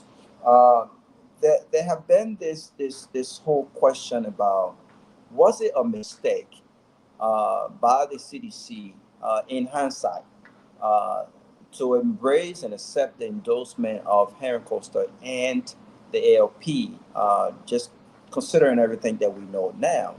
Or was it a strategic political move to have gotten them involved on the team at the time, when people felt like it didn't make much of a difference? So I'm not sure how involved you were, but I know that you are a senior member of the CDC. When you listen to Aaron Costa's presentation, do you regret the party's decision to embrace and accept the endorsement? I share the opinion that all endorsements are not good endorsements if it's not centered around principles and shared ideas and ideology. Is there any regret from the party, from the former president, as it relates to they embracing that endorsement from the ALP and Costa? And how would you respond to some of what he said? Well, like I said earlier, I don't want to go into that. So Mr. Costa is a young man that I respect. I had the privilege one time to interact with him. These are young people, and sometimes you have what you call youthful exuberance. If you say they are regrets, a hindsight review. I think when the party made a decision to engage him, they have considered that doing that would have been in the strategic interest at the time it happened. Now, today, a year and a half after that, Mr. Costa has a different view. I don't desire to discuss that. I think we have to look forward and plan appropriately. That would be my response to that. Okay. You said Mr. Costa calling people in CDC, all of that. I really don't want to go into that. Thank you. I don't intend to go there. And I respect that. Thank So you. I won't comment further. On April 24th, 2024, the Supreme Court denied you what you went to Supreme Court and basically you said that they denied your 7 years tenure as head of the EPA. And in their explanation, they said, quote, in the absence of the formation of and a recommendation from the Policy Council, the appointment of the petitioner by former President Weah was an interim appointment for which tenure is inapplicable. And I'm sure you disagree with that. Mr. Garguah, we discussed that already. You discussed that already? Yeah, yes. He displayed it, he explained. Mr. George, go ahead. Yeah, go ahead. Let's discuss it already. Let me change my question. Let me answer that. Let me answer change that. it. Jerome, Discuss it. I took the case. I took it to court. The Supreme Court ruled. I do not agree. But according to the Constitution, that's the final arbiter of justice. I accepted the ruling and I moved away. That is complying with the rule of law. First step. So then my question in replace of that would be easier then, since I want to ask you what I wrote down. Speaking of complying with the rule of law, respecting the rule of law, do you think that, and even if you did not agree with the Supreme Court ruling, you accepted, you respected it, do you think that this government has done that in what we saying with what happened at the Capitol with the Supreme Court ruling and the Attorney General decision to interpret the Supreme Court ruling and the executive deciding to go with that interpretation rather than the ruling itself? Do you think they've respected the rule of law? Well, again, you see, I'm trying to avoid addressing specific because my concern is still the toxicity in the environment. That's what I'm talking about. Okay, people say the Attorney General. The responsibility, nobody in this country, no cabinet minister has the responsibility, only the person with the responsibility to advise the president on any matter to provide legal opinion is the Minister of Justice. And he did that. If people have different views, people are entitled to their views. All I am saying, all of us must ensure that the rule of law is followed. We tune down the rhetoric. The level of toxicity is too much. It will not allow us to go forward. And we can't afford not to go forward because we have all that we need to make this place livable for all of us, working for our children and our vulnerable men, women, old, young. We can do that. That's why we don't have to politicize everything. And that's what I made the appeal to this platform because this is a major platform. Thank you. And this is what I will have to say. Thank you. Go ahead. Great. King George, one. Okay, thank you. Good to have you again, Mr. Professor Tapper. It's always good to have thank you, my brother. One of our nation's best, But I'm one person who I'm really concerned about the future of our country. First, before I ask this question, let me just ask you: on June 3rd, Liberia will be seeking a seat as a non-permanent member of the Security Council, 15-member Security Council, and I know the countries, people are divided. Liberians are divided on this issue. I don't know. For me, I support. I'm rooting for Liberia to really earn that seat. 15 members Security Council, where they have 5 permanent members. I'm rooting for Liberia, and I pray that they will acquire that seat on June 3rd. I know I don't know what I know the former president, he had a different view about it, and he represented CDC. But what is your personal view? What is your personal take on it? That vote Liberia is trying to seek on June 3rd. Are you in favor of Liberia? First of all, I'm a Liberian. And former President Weah's position has not changed.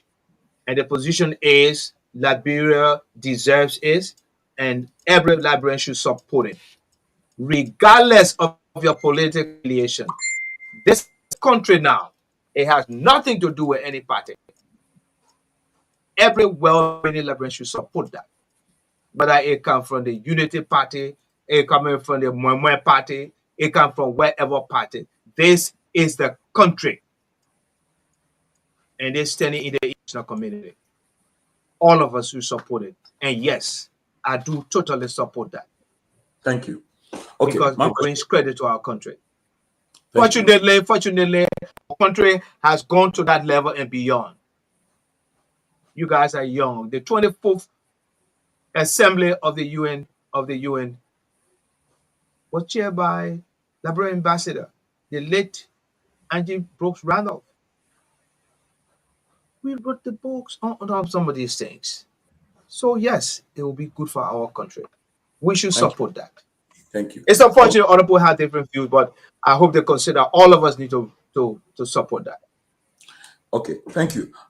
Professor Tapper, I know when you serve as Minister of Commerce, I want to give you this opportunity to address this issue because there are sometimes the issue come about in social gathering, other political gathering, and the issue about, I think there was an issue between you and your Deputy Minister, Nyenwolo Colley, as Minister of Commerce, about she was making an accusation against you and so forth. And to this day, she still maintains that accusation she made against you about the issue about the small loan business at the Ministry of Commerce. Can you please, for the benefit of the Liberian people listening to you in Radio Land and around the world watching this show, can you please provide a little bit of clarity on what happened and what's the issue about and whether her accusation was fair against you or not? This is one thing I really wish I didn't have to address, but I will address it. The case with Mrs. Nyenwolo Colley is one of the most unfortunate situations because the lady and I worked together. I had the opportunity to assist her to work with the bank. We never had any quarrel. But we come to the Ministry of Commerce and she turns to be completely different. Well, everything and all the stuff she said is the farthest from the truth. I'll refer you to an audit report that was done by the GAC Adma Origin. In July 2020, she went on the air and said, I was giving the loan money from my office. I mean, can you imagine something that's so ridiculous?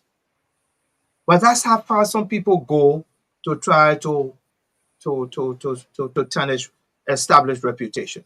That I was giving money when the facts are different. When the funds came in, she was the deputy minister. I gave her the responsibility to set that up. And what were the records? She said she didn't know about the account. She doesn't know where the money is. And when people did the audit, my young sister was signature to the account at LBDI. She trained the farmers and the people who were supposed to give the loan. The loans were made, applications were addressed to LBDI. I insisted that nobody in the Ministry of Commerce should receive application from loan applicant. The application must go to LBDI. They will be screened and credit decisions will be made by LBDI based on their standards. contact the LBDR and they will tell you. The account are left the LBDR. When the audit came out, it was different. So, in the case of Mrs. Wolokoli, nothing she said comes anywhere near the truth. And the facts are there. Check the bank, check the GSC. I asked them to do the audit, and they did the audit. Final report came out after I left the industry in 2020. Yeah, I left 2020 end of September. That report came out by November, December of that year. But you can get a copy of that. How can we get a copy of it? None of you said it's true. How can we get a copy of it? I think they support this so bad. How can we get a copy of the report and what you just mentioned? Contact GSC. GSC have a copy. Yeah, but why haven't what GSC website they will have it? Yeah, I checked. I couldn't find that particular investigation report. So I was saying, well, you send a note to the GSC. The report is there. Really? Can you send us a copy? The report is there. Yeah, if you can send us a copy, Mr. Topper, that would be nice. Well, I don't know if I want to go to that extent of doing that, but maybe I'll try to talk to GSC. But what you need to get, even I'll make the effort without a firm commitment because I've gone beyond that. But I contact the GSC. I will see if we can get a copy. But what you need to get is documentation of the allegations. Then you can counter check it with the audit. If you Google her, she made some remarks. She had press conferences and all of that. But Mrs. Wolokoli, she's an interesting person. But I don't intend to go any further with that. But everything she said was untrue and furthers from the truth. And she knows that. She knows that. But check the general auditing, and they'll get a copy to you. It's there. Or ask the ministry, they will have a copy. Or ask the bank, LBDR, and they will ask them if there is an account for the account for the small business. Great. Let me go to some historical context here. Hopefully, it's out of the Liberian realm, but I want to bring it together. After the war, the world came together and told Germany that you will no longer have a centralized government because centralized government has the propensity to create dictatorship. So they were forced to create a federal system where the power will be inherent in the people at different levels. I know you are quite familiar with that. You are quite familiar with the unitary system we have in Liberia. A man of your stature, of your education, why haven't you, among other people, fight to change the unitary system that had dogged our system for so long, forever? I don't have all the answers, but let me say this. You have to appreciate efforts in that direction. I think it was under President Johnson, Ellen Johnson Sirleaf, where they started to decentralize development authority to the counties, and I think it's a starting point. Jerome, don't forget, we need to have a lot of our people educated on these things. And this is the way to go. But I think significant steps have been taken. Where now in fact, I just heard the other day that the passports have now been processed. You have to come to Montevideo. So efforts have been made in that direction. We just have to build on those. We have to build on the efforts. Yeah, so but Professor, you are still accepting. So you have now a county superintendent. You have a county superintendent who's a fiscal superintendent, and gradually over time that will be elevated to the fiscal person responsible, or the person responsible for the fiscal affairs of the county. So we can build that to the devolution of power. I think efforts have been made. Are you foreseeing superintendents serving like governors here, where they will be elected, and revenue sharing and everything else will be held? Is that all? You still maintain that a unitary system should continue with a little bit of gradualism? Let me see what Toba says. No, my young brother, I think you few steps away. The issue of revenue sharing, significant efforts have been made already. Check the LRA. I think if I'm not mistaken, and I stand on this one, I think Magiri qualify for that, and they're doing revenue sharing. But this is the path. It has started already. The former President Sharif started the process, and it has gained steam, and that's the direction we are in. It has started. We have to encourage that. Great. Well, is it perfect? No, but it's a good for the right direction, and as we go, we improve it. Will you accept a federal system instead of a unitary system? The what? Will you accept a federal system or maintain the unitary system and improve on it gradually? I thought about you said gradualism. Are you a student of gradualism? If you say if we're from whom, I thought the question, do we want? Yes. But people should decide that. Federal system. That time you won't go federal system. People should decide that, and I think that decision has been made. The decision has been made for the devolution of power. That decision has been made.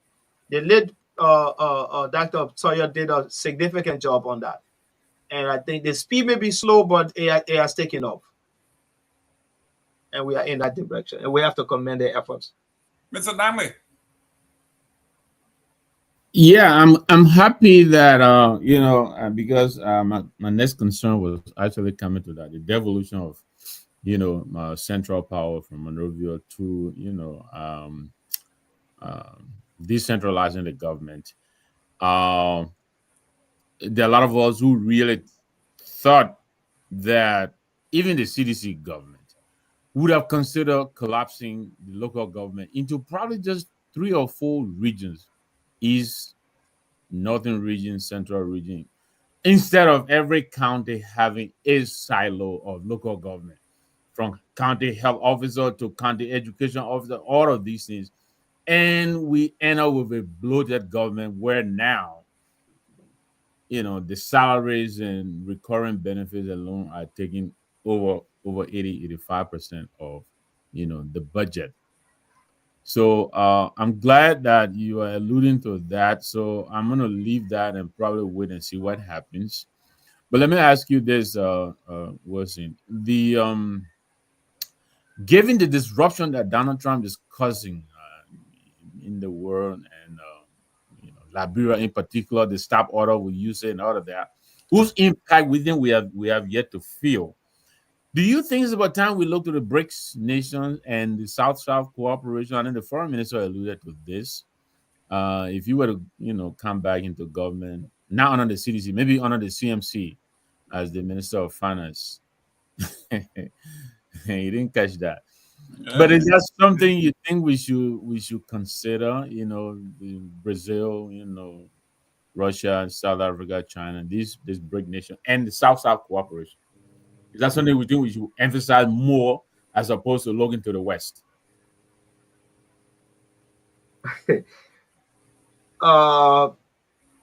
I didn't miss that, but let me say this: I passed the point of minister of this. We leave it with the young people. We provide and support. Okay. There is a book by the late Foreign Minister Theophilus Ernest Eastman. It's called The Republic of Myean in Africa. What you are talking about started in this country in 1837 in the state of Maryland. They made a decision. We mint our own currency. We have our inputs. We take it ourselves. And we manage our affairs as a state. In no time, They produced far more than the Commonwealth in terms of economic output. The Commonwealth got incensed by that. The end result was to annex the state of Maryland in 1856. Now, I will go to the bridge of that. Let us first look inside. You talk about President Trump. Trump is looking inside the United States. What is good for the United States is what I will do.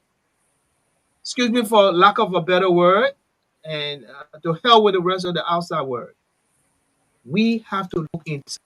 The world is changing. Like you said correctly, you alluded correctly. The world is changing. We have to sit together and look inside as a country. But in order for this to happen, we must tone down the rhetoric that's creating hatred and toxicity in our midst. So whether to go to the east, to go to the west, we have to decide what we want to do first. I'll give you another story. It's 1985. The PRC government had difficulty paying their debts. And they didn't have the foreign exchange. Those guys decided, you know what? We will capture 25% or 50% of the foreign exchange generated. For instance, if Lamco exported $100 million, they will give us $50 million. And we will give them the equivalent in Liberian dollars. It's a lot of tussle. That was a groundbreaking decision, because that decision was intended to build what we call strategic capacity for the central bank to take decisions that concern macroeconomic adjustment. There was a fight. The IMF, everybody fought.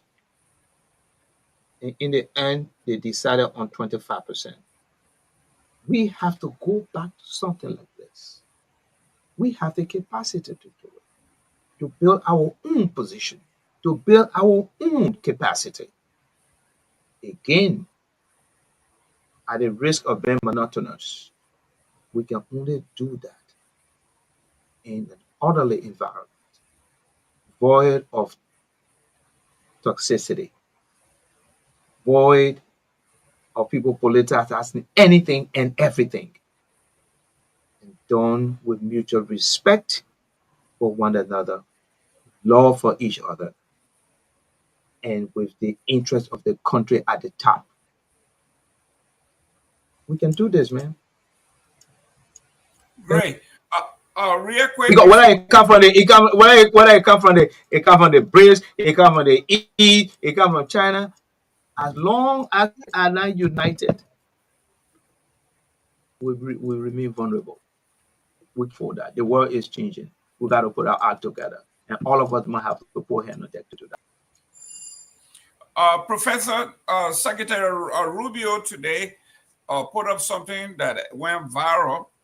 He said, for too long, Americans have been fined, harassed, and even charged by foreign authorities for exercising their free speech rights.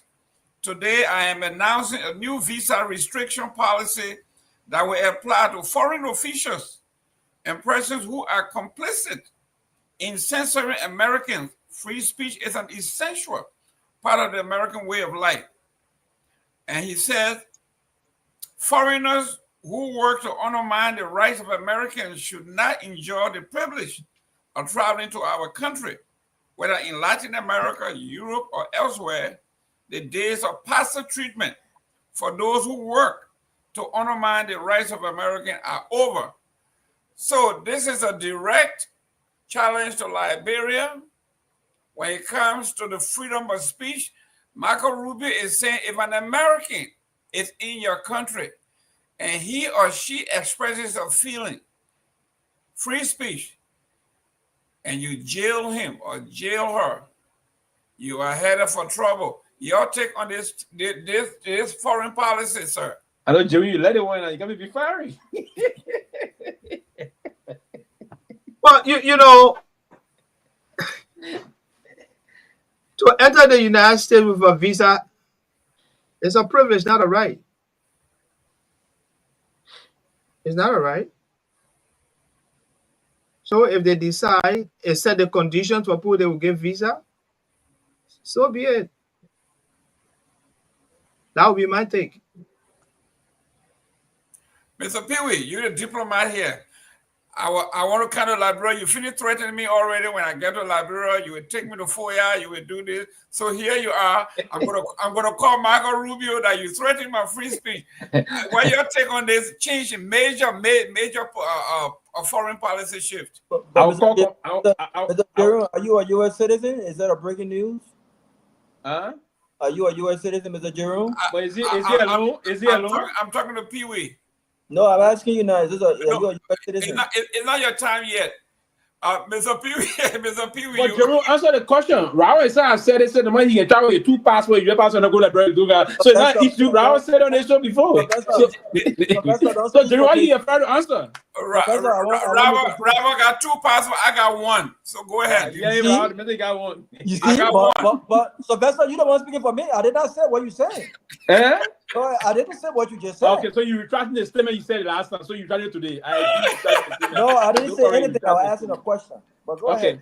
But I will call Comrade Rubio and then he said, no, I'm calling that man. I can't remember to speak on behalf of America. We got 20 more minutes, guys. It's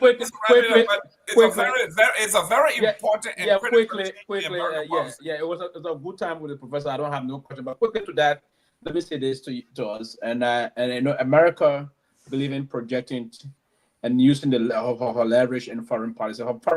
America got the biggest foreign policy leverage in the world, the biggest foreign policy, and they leverage it appropriately.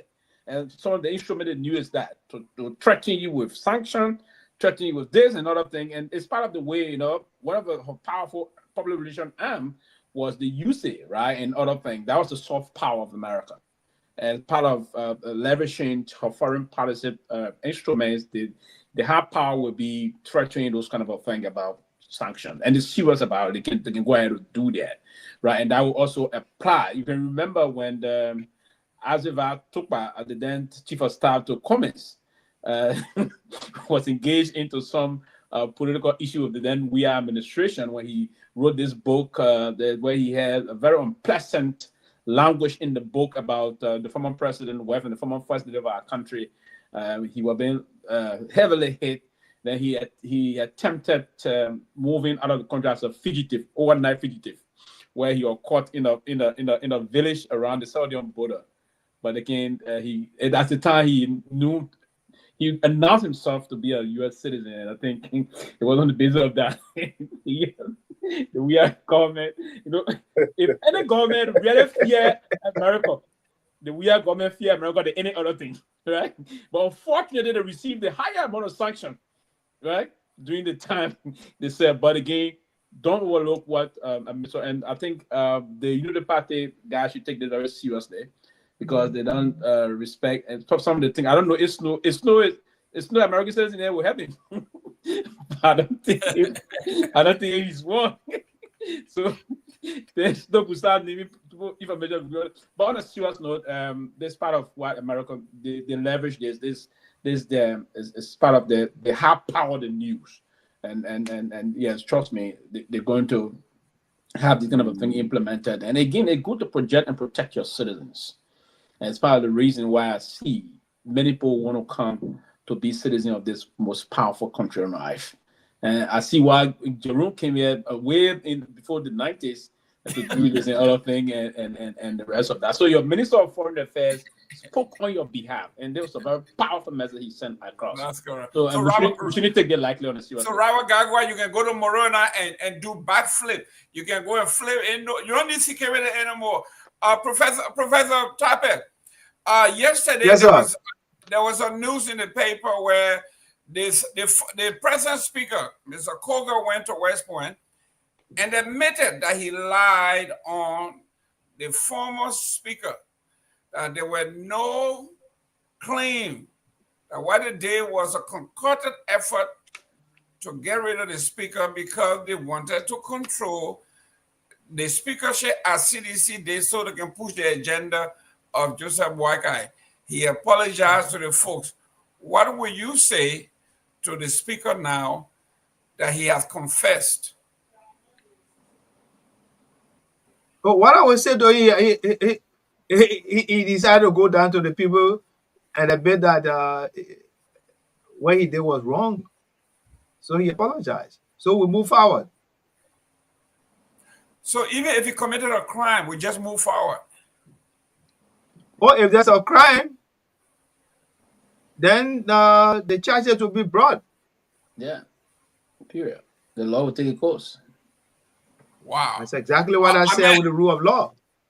If you believe that he committed a crime, then the law should take its course. Other than that, the man has apologized. We need to move forward. Yes. Here's my two questions. One, Professor Tape, you have been we still ask the question or we're closing? Oh, we got 20 minutes. We got 15 minutes. Yeah, so one question in that too, because your own question long. Oh, man, don't try to censor. I will not go. Oh, I'm sorry. There's an American citizen. I can't censor you before Trump. My before man, Trump come for me. allow me to ask my question. You have been in a room very active, very impactful since you became a member of the CDC. In fact, your management of his senatorial campaign opened a path for winning elections in that cycle. One of the things the voter have wanted, and one of the things CDC had campaigned on, I mean, even in its genesis, was the issue of fighting corruption.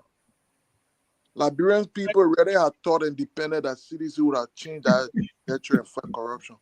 What changed that? What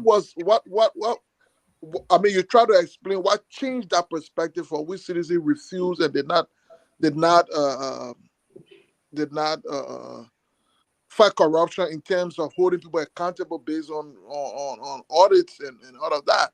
Now, that is something Liberian people still want. Joseph Boakai campaigned on that and he won. CDC is determined to come back, hopefully. Would that be the same advice you would give? Leave people, leave corruption, don't fight it, don't persecute, ignore it because it's too costly? And let's move forward. Let's move forward. That's one. Yes. That's one question. Go ahead. Yeah, put the next one there. You're a veteran of the Student Unification Party, a leader, a father, and all of that. You had it, you saw Sue being a voice in the country. Mm-hmm. Today, we see Sue from a different perspective to the extent where we see them go to, let's say, private offices and stuff like that demonstrating. How do you compare the two soup, the soup of your days and the soup, and what could you advise so that it become more innovative and effective as and reflective of the ideas that went into its formation? Those are the two questions, and thank you for being on the show. Let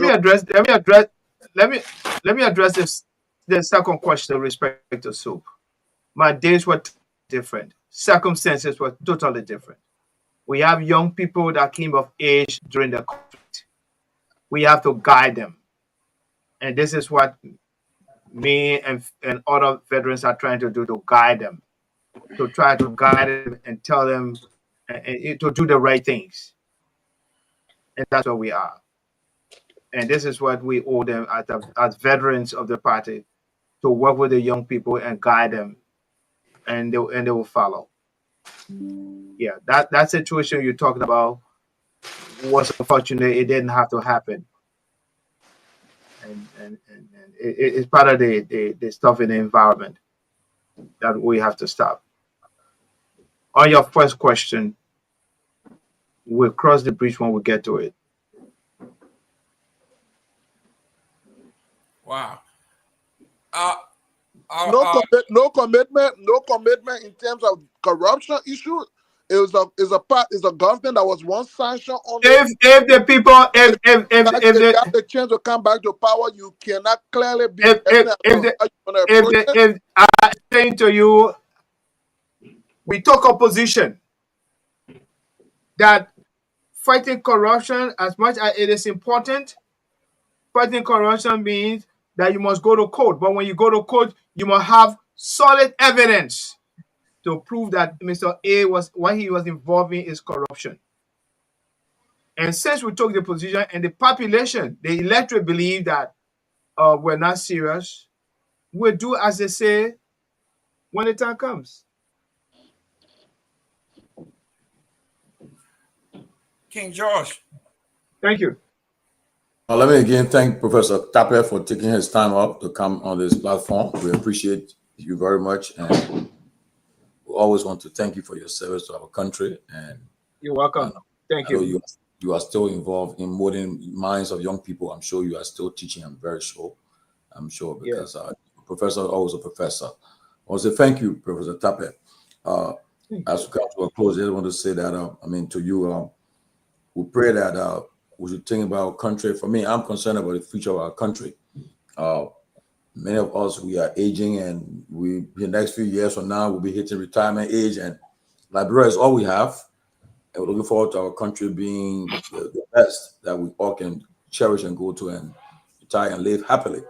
So I pray that we take the issue about the future of Liberia seriously. I'm very concerned about the issue about this report that came out today about this GAC, for the fact that it just shows that the pattern of which our country continue to go and pursue is just not fair to the people, and that, like, for instance, like the Deputy Minister of State, she doesn't have no answer for what the audit reviewed. Okay, they're hiring people that you cannot see. When the GAC want to go check, the 74 people they hired, they are not nowhere around. They can't be found. But they have already paid in 2 months a monthly consultancy budget of $36,000. That's room to be concerning. Just imagine 2 months, $36,000 for 74 persons that cannot be seen, and you can tell what will happen in the subsequent months. So it worries everybody that we are treading the wrong path. And unless we, like you said earlier, unless we start to respect the rule of law and put system in place and have transformative leadership, we'll continue to go down this path. So I hope all of us can take these issues seriously and really focus on the future. And like me, I'm saying that I'm concerned in the sense that 2029, come 2029, we really got to find where we're going to take our country. Whether we want to progress or retrogress. So all can make that decision for our country, because when the state of affairs in Liberia now, I'm afraid that in the next few years, we may not have a country to call Liberia, because things will just continue to go south. So again, Professor Tapia, thank you so much for your time, and I look forward to engaging you in the future again. Thank you so much. Thank you, Josh. Thank you so much. Tapia, your parting words. I want to thank you guys for the opportunity to be on this important platform.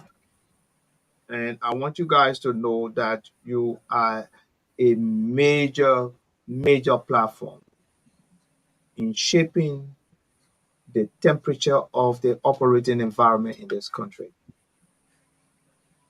I urge you to do that from the patriot point, supporting the rule of law,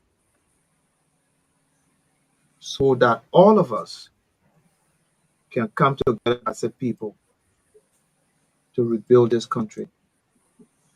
Support the government in any endeavor that seeks to improve the welfare of our people, elevate the standing of the country, regardless of who is doing it. Hold one another responsible for the rule of law, regardless of who violates it. I think we can do better. We got to stop the fighting. We are at war with ourselves. We need to stop it, because while we are fighting, this country is slipping our hands. And if we don't stop, one day we will wake up and we will live in this country. We can afford that. We have the capacity, we have the resources, we have the resilience as Liberians to build our country for the benefit of our people. Final thing, we should stop ascribing evil to things we do not understand and not politicize everything because of political capital. Because at some point in time, you will have difficulty improving the premise you set to get to where you are. Thank you. Prof, the Kenya ni Kajo. Somebody It's say Kargeor. oh, K. Yeah. Okay. So the person got a misspell. Okay, So it's all right. Kajo. Yeah, they will correct it. Okay, Doc, thank you very much. You will leave now if everything is All well. right, guys. Let the young man go, and then we'll have a few minutes to dissect and do our own evaluation Okay. behind the scene.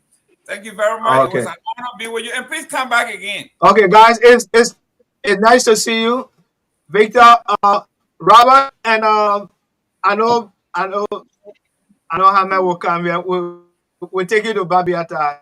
You're gonna come in. That's Thank right. you, Wesley. Thank Brother you, Josh, Wesley. it's good to see you. Yeah. We'll take you on that offer. So the next Robert, when are you coming on this side? Take Robert care. needs security. He needs security, but now Michael Rubio finna take care of him. Security?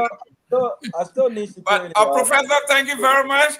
I represented you. I want to let All right. everybody know I represented the man, the professor at his son graduation, University of Miami Law School. He got a master's degree in maritime law. So I was representing the family there and young, brilliant young man. But guys, Tomalin, your let me start with Victor. Victor, your take. Well, I mean, Wilson is Wilson. I said yesterday, he's level-headed. I think he represented that today. He did accept some blame for what happened when he was a part of the CDC government, but he also acknowledged government is big. The president gets advice from all over the place. It's left with him which one to pick. And so I believe he's offered his advice as best as he knew. And, the president probably took some of it and didn't take some of it. But he acknowledged that, there were faults on both sides. He talked about, our failure to follow the rule of law. Even during his time, during his government, he acknowledged that. So I think there are lessons learned here. Let's see what happens. But I'm happy he came on. I'm grateful for his time with us here, sharing his knowledge and experience in government. I hope you'll come back again. And thanks to the platform as well for the opportunity. Great. Ahmed, he says, we are at war with ourselves. We need to tone it down. There's too much toxicity. We need to move forward.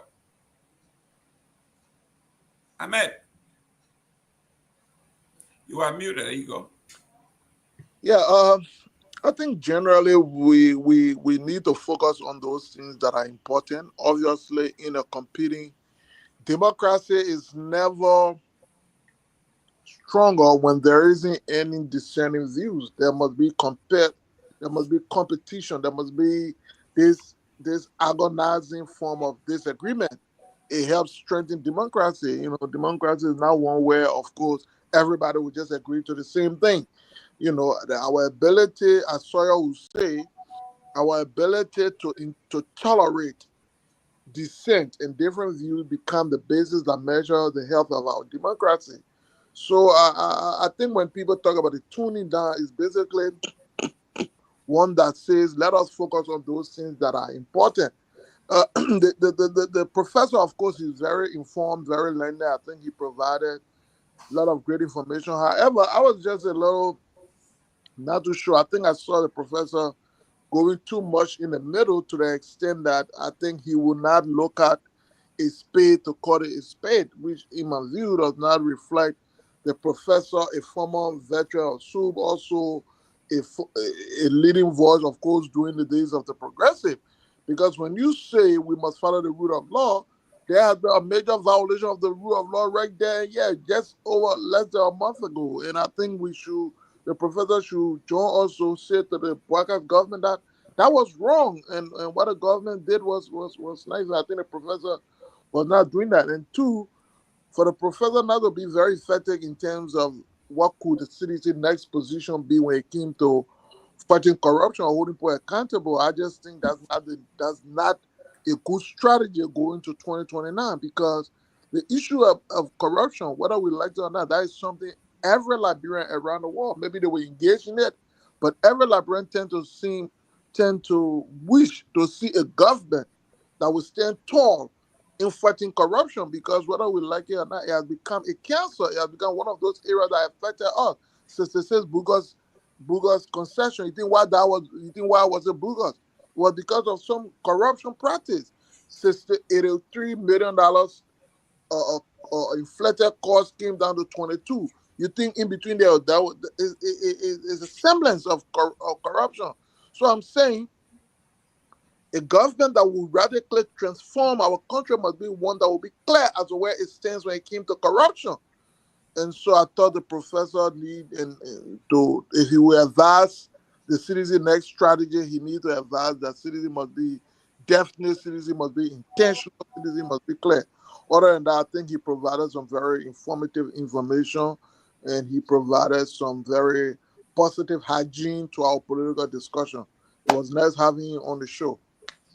Honorable King George I, check us out, but please address, he said audit and conviction are two different things. Then when I push on the confession of the speaker, he said the man apologized, let's move on. Your take, and then we go home. Well, to be honest with you, the professor, who I highly respect a lot, he was very measured in his answers tonight. In Liberia, when you, especially what I've noticed in Liberia when it comes to the government in power, for the last 19, 20 years I've observed, depending on the government that's in power, you if you're living on the ground, you stay on the ground, you try to be that's why many of the people, you notice, they are out there. I talk to a lot of people, right? And they'll tell you, when I ask them come on the show, like the guys who served at the RIA before, being the administration of President Stalin, President Weah, never ask these guys, some of these guys working other high positions to come on the show. They will tell you of the problems, the issues that happen in the country, but they shy coming on the show because they'll tell you, I remember coming on your show, I start talking, you're also asking tough questions. I'm doing business that will be affected. They will honor my business, they will target my business. And so some would imagine a well-known, one of the top opposition leaders in the country, Mr. Cummings, said that he cannot review his business in doing Liberia.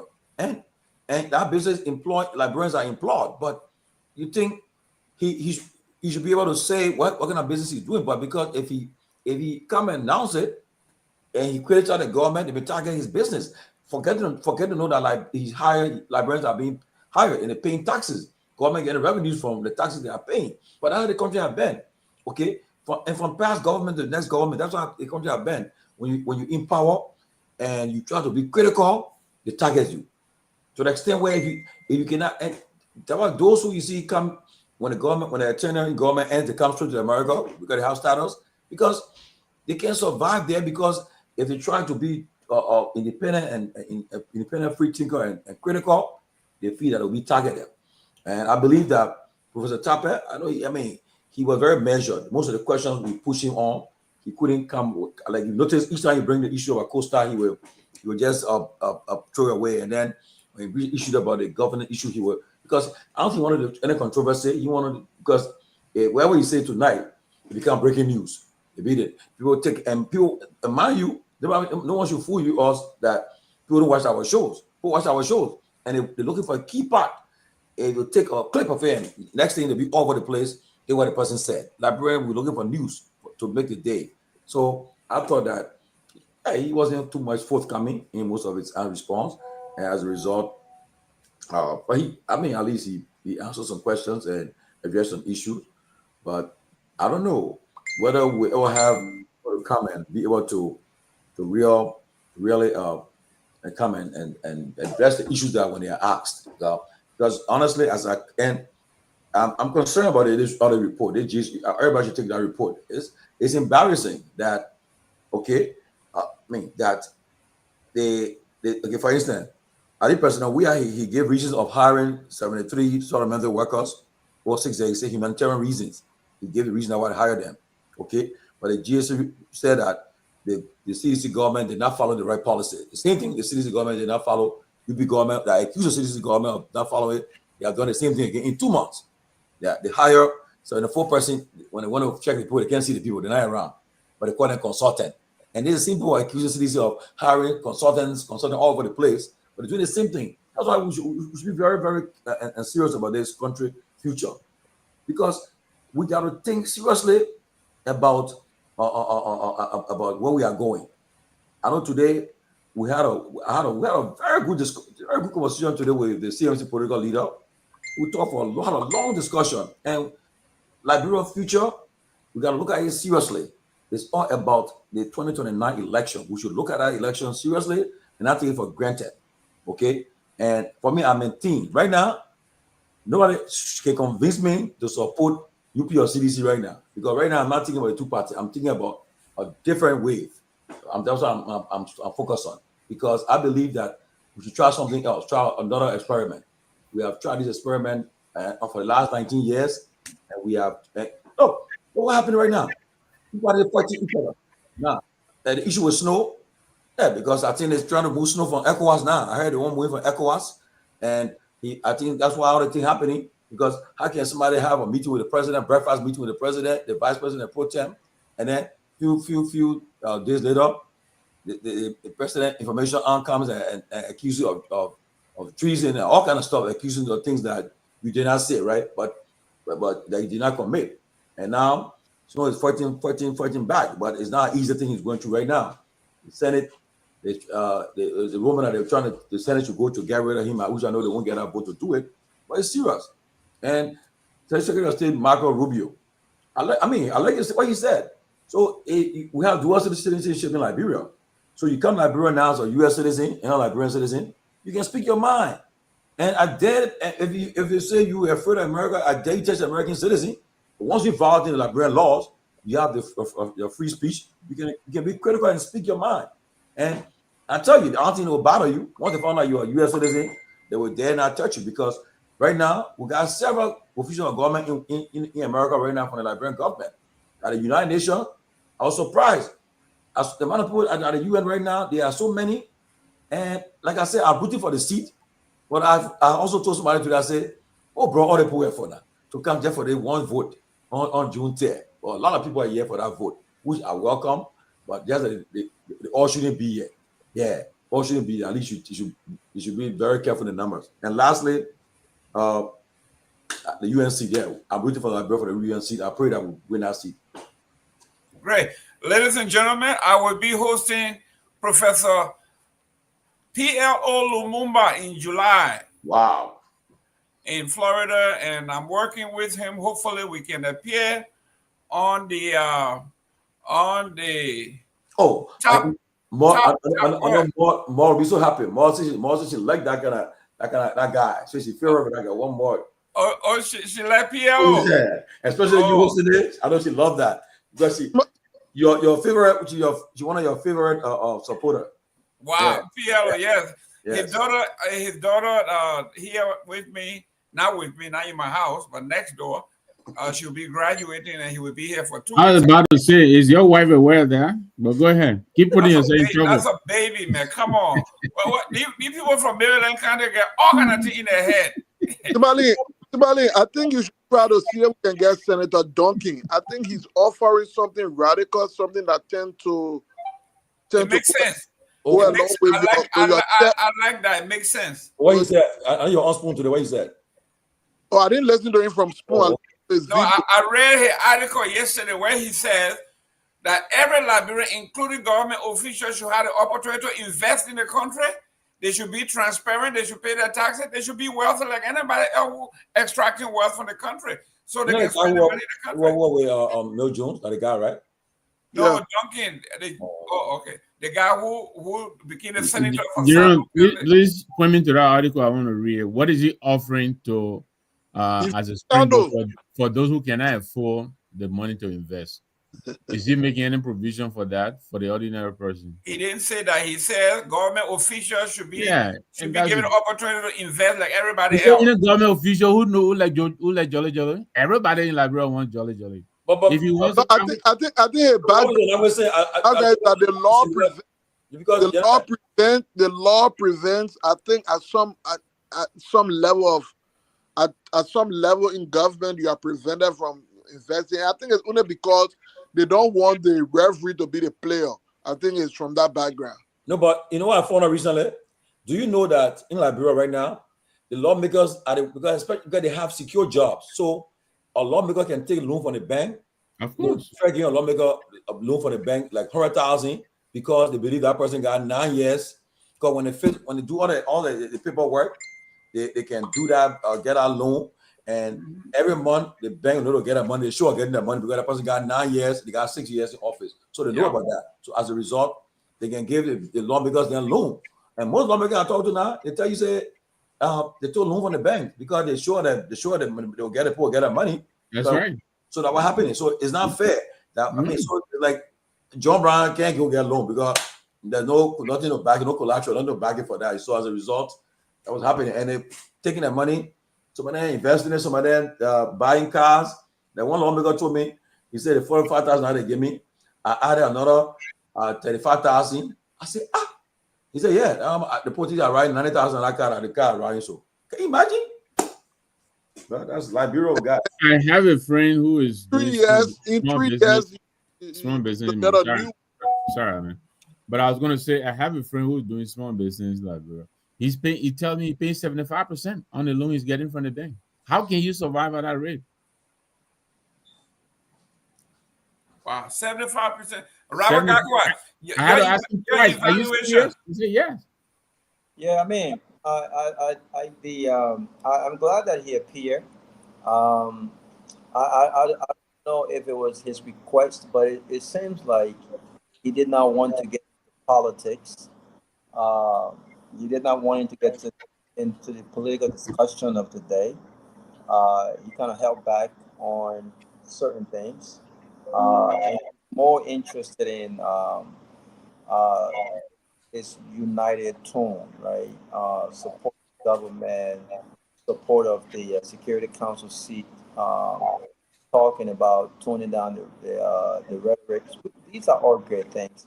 But what I wanted to talk to him about, and I'm sure he's listening, is that I wanted to ask him if, in his opinion, he thinks that the ineffectiveness of government has more to do with opposition holding the ruling party feet to the fire, or vice versa, and people having rights to their expression with regards to the performance of the government, or is it more so due to the lack of leadership, right?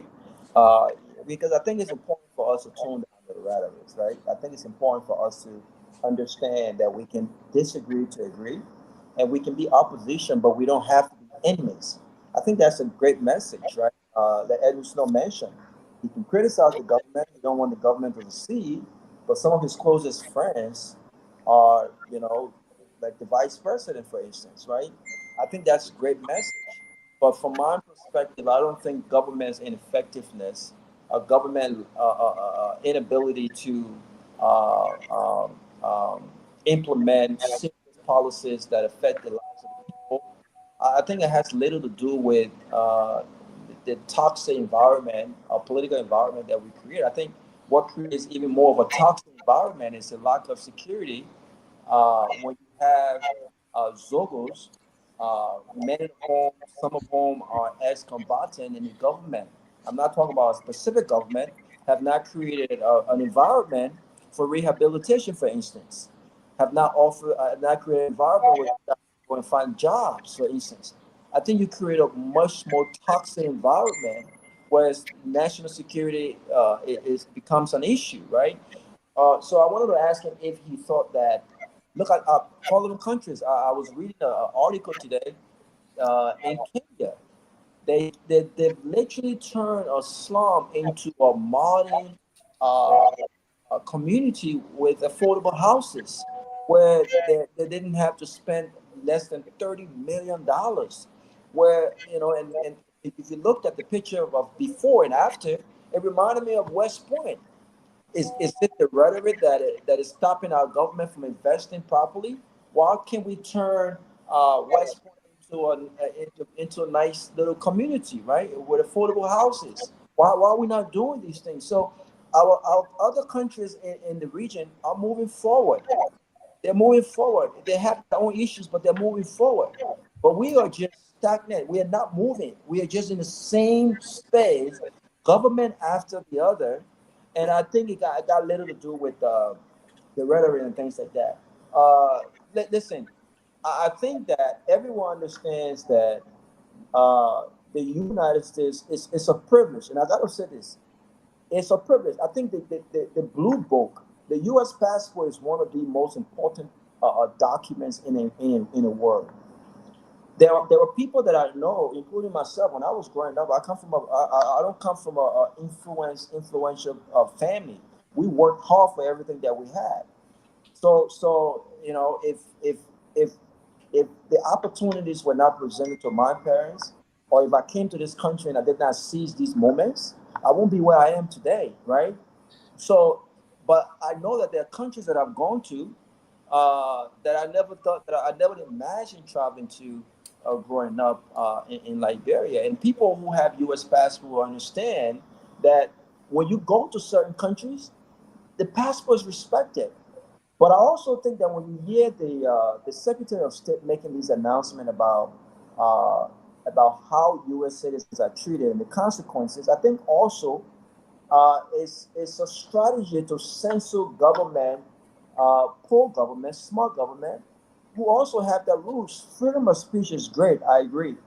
But I think we've got to be very careful, especially from the Liberian perspective, where because people feel that they have U.S. passport now, you can go to Liberia and say whatever they want to say. Freedom of speech comes with there's a responsibility that you cannot incite violence, you cannot say certain things that violate the laws of the country that you are in. And if you looked at what's happening in Saudi Arabia, I think a young lady was arrested from Tennessee because she did not like the fact that the security were searching her and touching her in wrong areas, and they locked her up for, I think they went to court and locked her up for 7 years. So this is not just about Liberia, right? But I think that when people hear these announcements and countries kind of get scared when they talk about visa restrictions because now they don't want to touch Americans because they want to come to America, I get it. But I think it's also important from our foreign policy perspective, as small as we are, I think it's important for our government to also understand and look from within. I think he mentioned that, what is best for us. At this point, I don't think from a foreign policy perspective, I don't think we've understood what is best for us. And I don't think that have been the drive of our foreign policies. It almost seems like we're just moving around with chickens with no heads when it comes to foreign policy and whatever the American says we do. But I thought it was a great show overall. Great.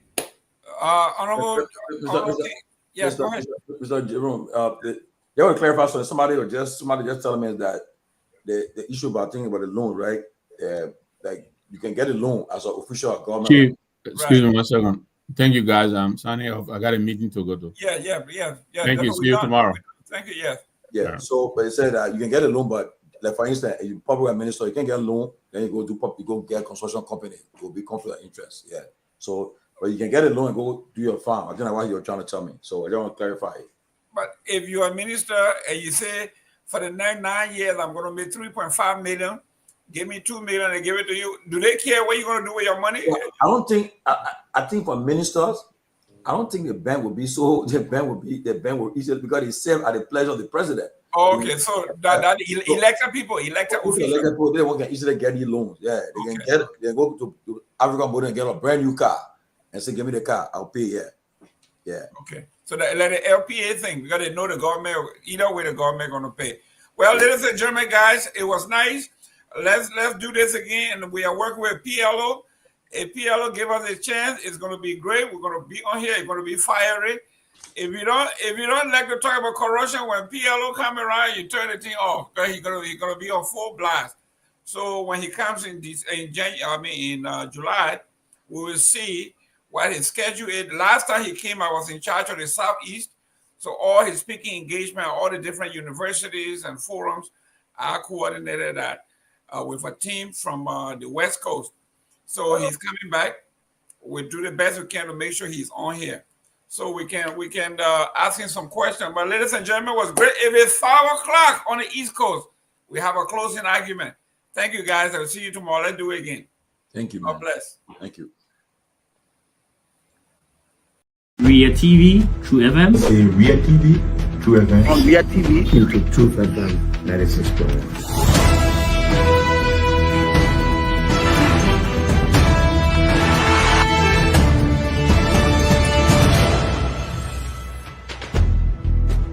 What's the meaning of the black barrel? The black barrel is to tell Joseph Bakala, if you don't organize yourself in a grateful manner, we'll take your plate. You might say what you want to say, but for us, we are here to make sure we build our country, that we are respected. We have donors that are coming because of the confidence.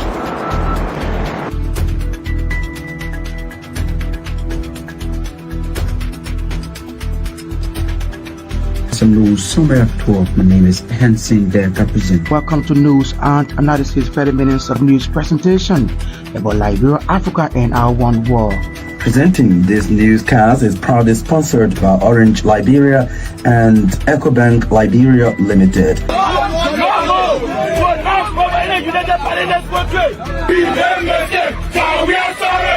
How is life after the presidency? But before the presidency, the same life, that's what you see. I live a different life. You know, when I was not president, this life, that's what I live, you know, with my family and I have a lot of interest in the health sector, the educational sector, and the agriculture sector. Roads, connecting roads and stuff. Yeah, we are calling international community to come to intervene for us because, like I just stated previously, we don't know who to trust.